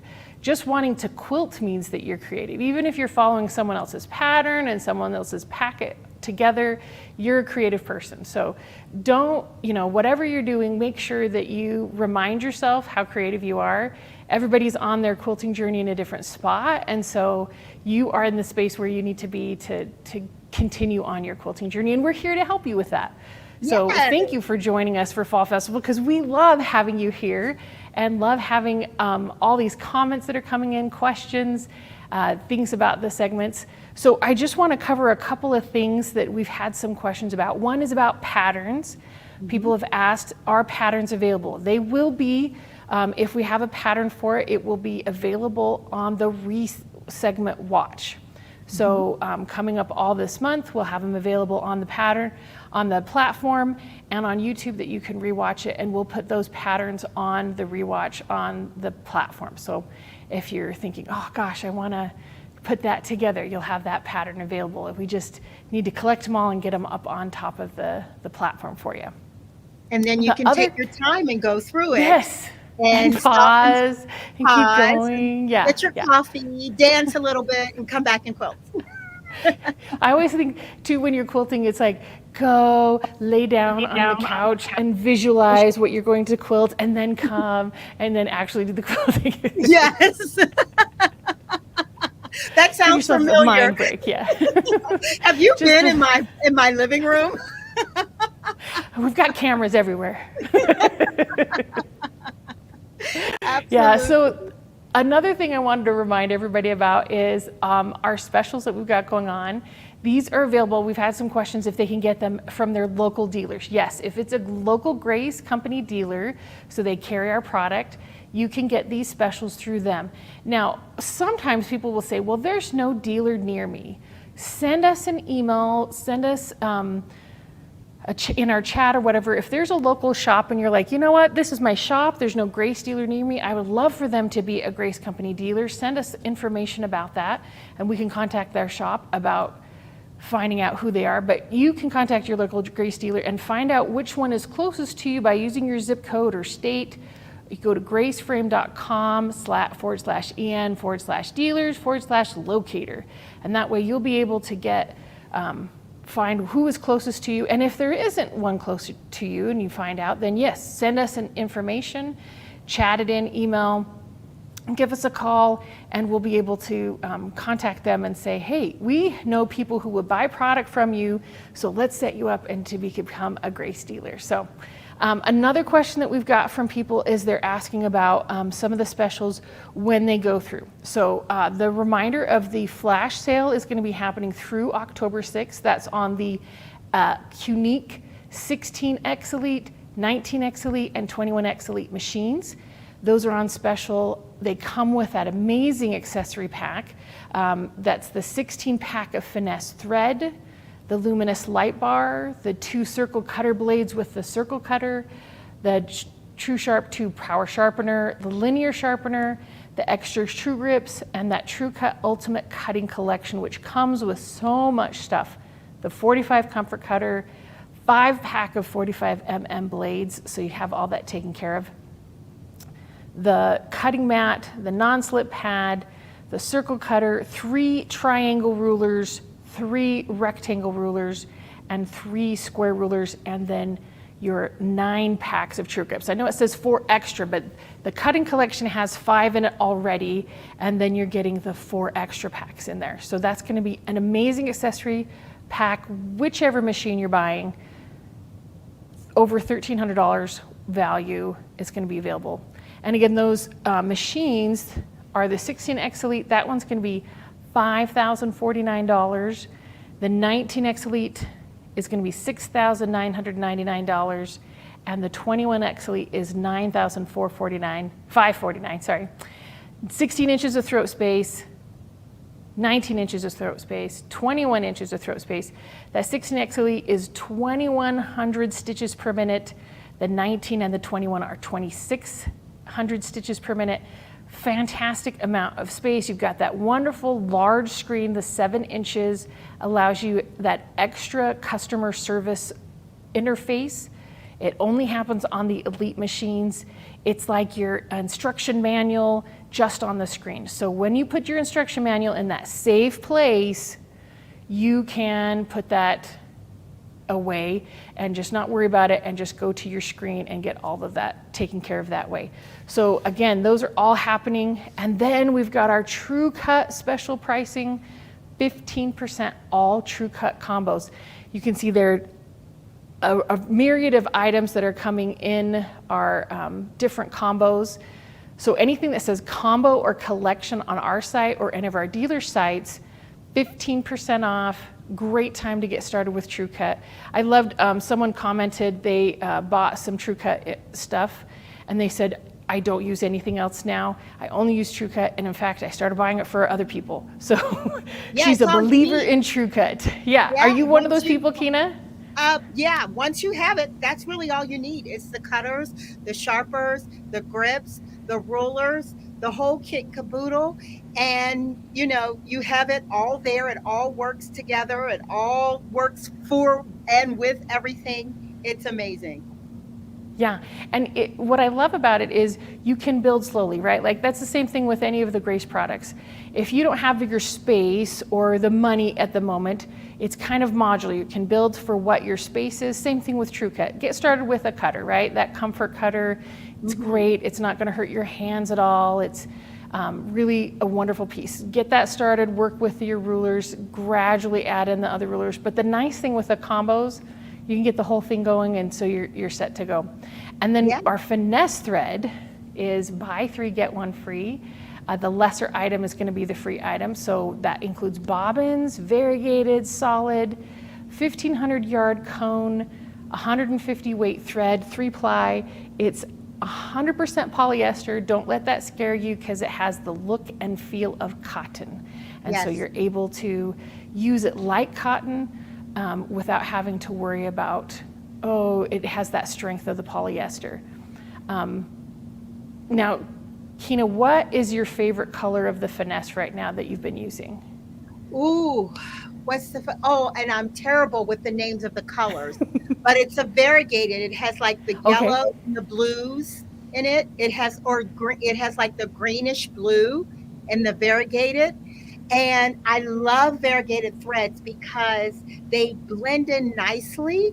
So if you're like me, and Karla was kind of talking, or I can't remember which segment they were talking about using the threads and trying to choose your thread colors. Variegateds are they're my go-to because they pick up multicolors and they just kind of highlight whichever color is there. And so they have that nice balance of showboating and sticking out the stitches when you want them, but they also kind of blend into places where you have I like that. I love that, the showboating of the variegated thread. So yeah, they're great. I love all of the variegated colors. It just depends on what color theme I'm working with, but I like the ones that has like the blue and the greens in them. I really like Mojito right now. That's one of my favorite ones of the variegated. That one and Strawberry Lemonade. Maybe it's because it's summer and those sound like delicious drinks, but Yes. Those have been some fun colors for me to quilt with. But yes, so all our specials are going on right now, whether you're with our website or with a dealer, you can do those. But now I said something earlier. I want to do a bingo prize for everybody that's watching. I'm going to get our prize first, and then I will ask the question. So let's see here. Oh, we've got a white ball, our little bingo ball here, which stands for the 360 circle cutter. Oh, this is some of the sales team's favorite TrueCut piece. Normal valued at $41.95. So if you didn't get a chance to win this prize, if you don't answer and get randomly selected, then you'll get a chance to win this. So, or to purchase it. The 360 circle, you can see there, it's got that little middle spinny thing. That's where the middle of the circle is. And then as you move it up and down, you can go from 2 inches to 12.5 inches. Have you got a chance to play with this one yet, Kina? Yes, I have. And you know what I have? A lot of cut out circles that have not been sewn together yet. Because I was having way too much fun. There's something very gratifying. And it's like perfect. And I'm like, ooh, let me try another side. So I have all of these circles and I've got to actually sew them to something. Sew them in some quilt, yeah. I was demonstrating at a show with one of our sales team, and they were showing how you can do apples. So they did, they made the circle and then they took an orange peel off each side and a little on the bottom, use those for leaves, and suddenly they're like, here, you can do a whole apple quilt. I was like, oh my gosh. And then someone else was making a turtle off of different things that they'd done, hoops, half circles, moons. And it was just so much fun, the things that you can do with that 360 circle cutter. Now, we've got the prize, the 360 circle cutter, but we don't know the question. So we're gonna pick a winner from Facebook, one from YouTube, and one from the Grace platform. So get ready. This is not the fastest. This is the random generator of who's picked. So here's the question. Let's see if everybody can remember. When does the flash sale end? And I will take either a date or a time, because I said both of them. And if you don't remember both together, you can do one or the other. So it's on a specific day that it ends and a specific time. You don't have to have those together, but if you can just put in the date or the time, then we'll take either of those answers. Oh, people are already. Oh, they're on it. They've been listening. They're like, I knew this. I know what's going to happen. I got to wait. I don't want to wait till that time. Yeah. And Janna, you've been so great about saying it and communicating it. So well, good. I'm not surprised that like the answers are coming in like speed bolt, like lightning bolt fast. So I don't know. I wonder sometimes, yeah. Okay, well, the time, yeah. Yeah, we've got a lot coming in. So I think we've got a lot. It looks like we've got enough to do a prize. So let's do Facebook first. Okay. A random Facebook winner is, drumroll. Facebook winner. Sandy. Congratulations. Yay. That's so wonderful. Wrote out the whole sentence. So she's got the whole thing. Yeah, she was like, the flash sale ends. She got the whole thing. The whole thing. Way to go, so congratulations, Sandy. Again, we'll talk about who to email, but we'll have you send that. So next we're going to do our YouTube winner is our next prize. Drum roll. Susan Hill Smith. Yay! Congratulations, Susan. And then our final winner is from our Grace platform. We'll have that one come up. Drum roll. And Marnie Holland. Yay, Marnie, congratulations. Now, all three of you and anybody else that has won on the bingo prizes today, you're going to email Allegra at graceframe.com. And she's going to just send her your contact information and what you've won and your address. She will confirm that that's correct and get those shipped out to you. Again, she's our prize coordinator. Super fun task for her when we're having Fall Festival. She really loves that. But congratulations, everybody. If you are still thinking though, gosh, I really want that circle cutter, it's not too late. You can still order it. Go on, get that, check out which combo it comes with and get those other pieces as well, right? Like that Ultimate Cutting Collection, it comes with extra blades, so you're always set to order those. Yeah. So, yeah, so, okay. Great, yeah, happy circle cutting and piecing. And there is, I know on, Karla's done a retro circle quilt that was really fun. She used that circle cutter for it. There's a free pattern right there that you can go back and look on our site for and get that as well. But there's lots of circle stuff that you can do and pay attention to. Really quick before we're done for the day, I just want to remind everybody about scammers. I want to make sure that you know that unfortunately there's some not nice people out there who want to take advantage, but we will never put a link in any of our comments. We will never ask for your credit card information for a prize. We won't notify you through a comment that you're the winner or through social media. We will always email you directly or call you. So watch out for scammers. And you know, if there are people who you're saying, hey, I'm not sure if this is real, feel free to reach out to us, give us a call, chat with us, email, just to clarify. I know that sometimes we'll put special ads out and people will contact us and say, I saw this ad, is it real? Should I click on it, or is it kind of questionable? We'll let you know. So it's okay to call us and find out for sure. Yeah. So do we have a giveaway? We do have a giveaway. Are we waiting a little longer? No, we're not going to wait for this. But I do want to talk a little bit about our giveaway. It is the Cutie Tabletop Frame. I love this frame so much. It has really opened up the world of quilting for so many people who just don't have space for a giant frame in their house. You can see that it's got, now we've got on this frame, we've got our overhead handles, and we've got those gray clips, you can see them in the back, that help hold the fabric. We used to have the previous one had some straps, and people unfortunately would just sew over them and have to pick it out. So these clamps, these gray clamps, help hold it, the fabric up a little bit differently. You can't sew over them. It's got that fantastic overhead handles that have spots for your scissors and bobbins and seam ripper, just so that it's easy. It works great with your domestic machines, the little Rebel, the 16 machines, the 19 machines. So you can get the Cutie now and then upgrade, right? Like I talked about those modules. You don't have to just buy everything big and huge. You can get that Cutie and, you know, and grow. Start with your domestic, and then move up to that 19 machine when you're ready, when we've got the sale going or anything like that. Or if you have the Cutie already, the 19's on sale, you could get it now and then get that bigger throat space. Because I know sometimes even I'm quilting on the domestic and I'm like, oh, I just wish that I had a little bit more throat space, right? Oh, I didn't quite make that 10-inch square where I wanted to. Exactly. I was like, I have to finish it out. Yeah. So we're going to have this winner. Again, this is a pre-registration winner.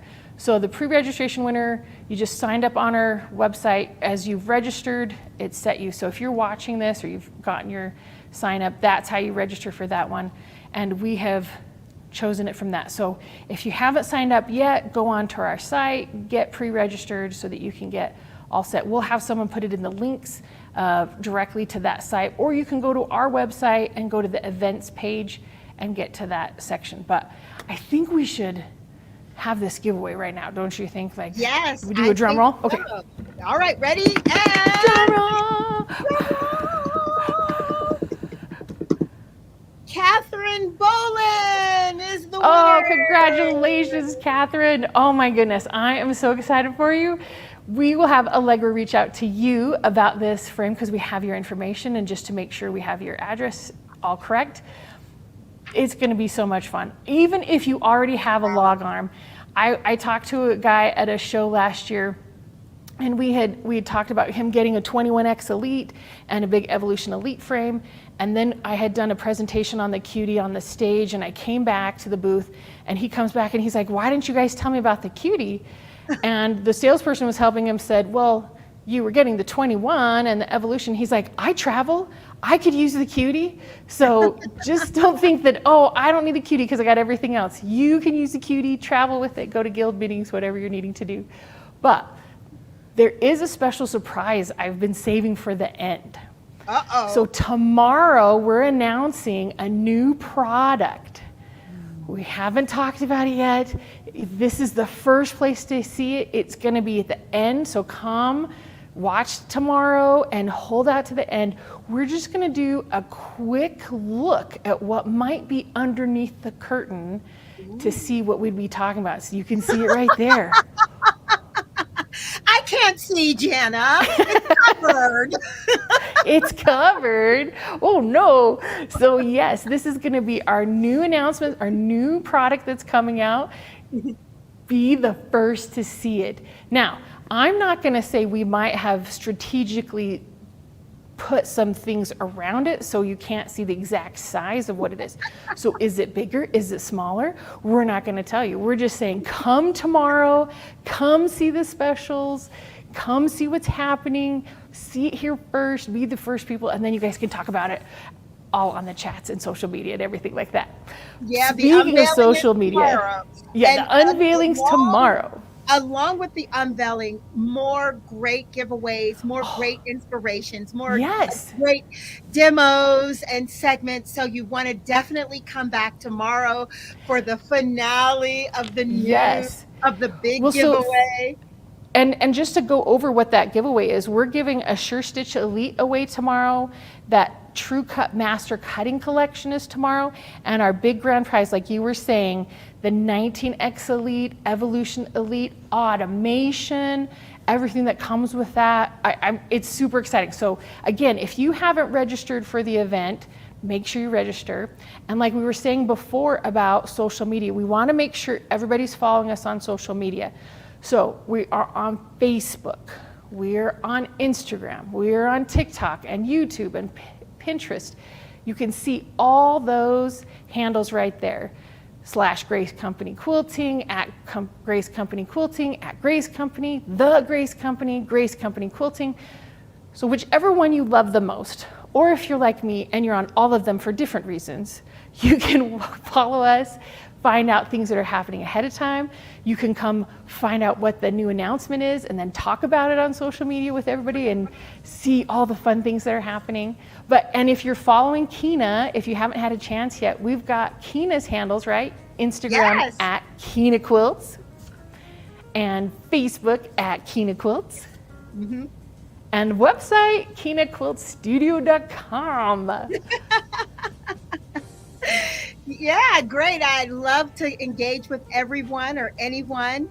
And you can catch me there. And then you can also catch me here back tomorrow with Miss Janna. Yes, we're going to have the best time. We've got some fantastic other segments coming up. We're also going to be doing some more bingo giveaways.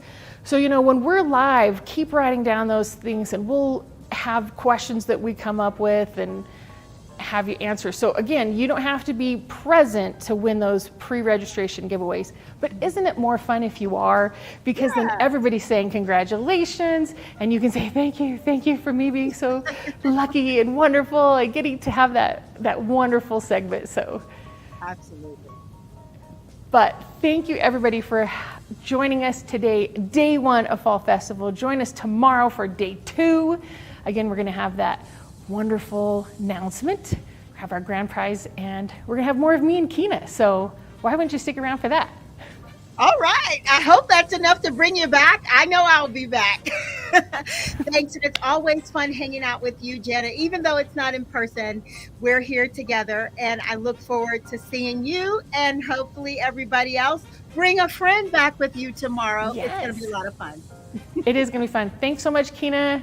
See you next time. See everybody later. Bye-bye. Bye.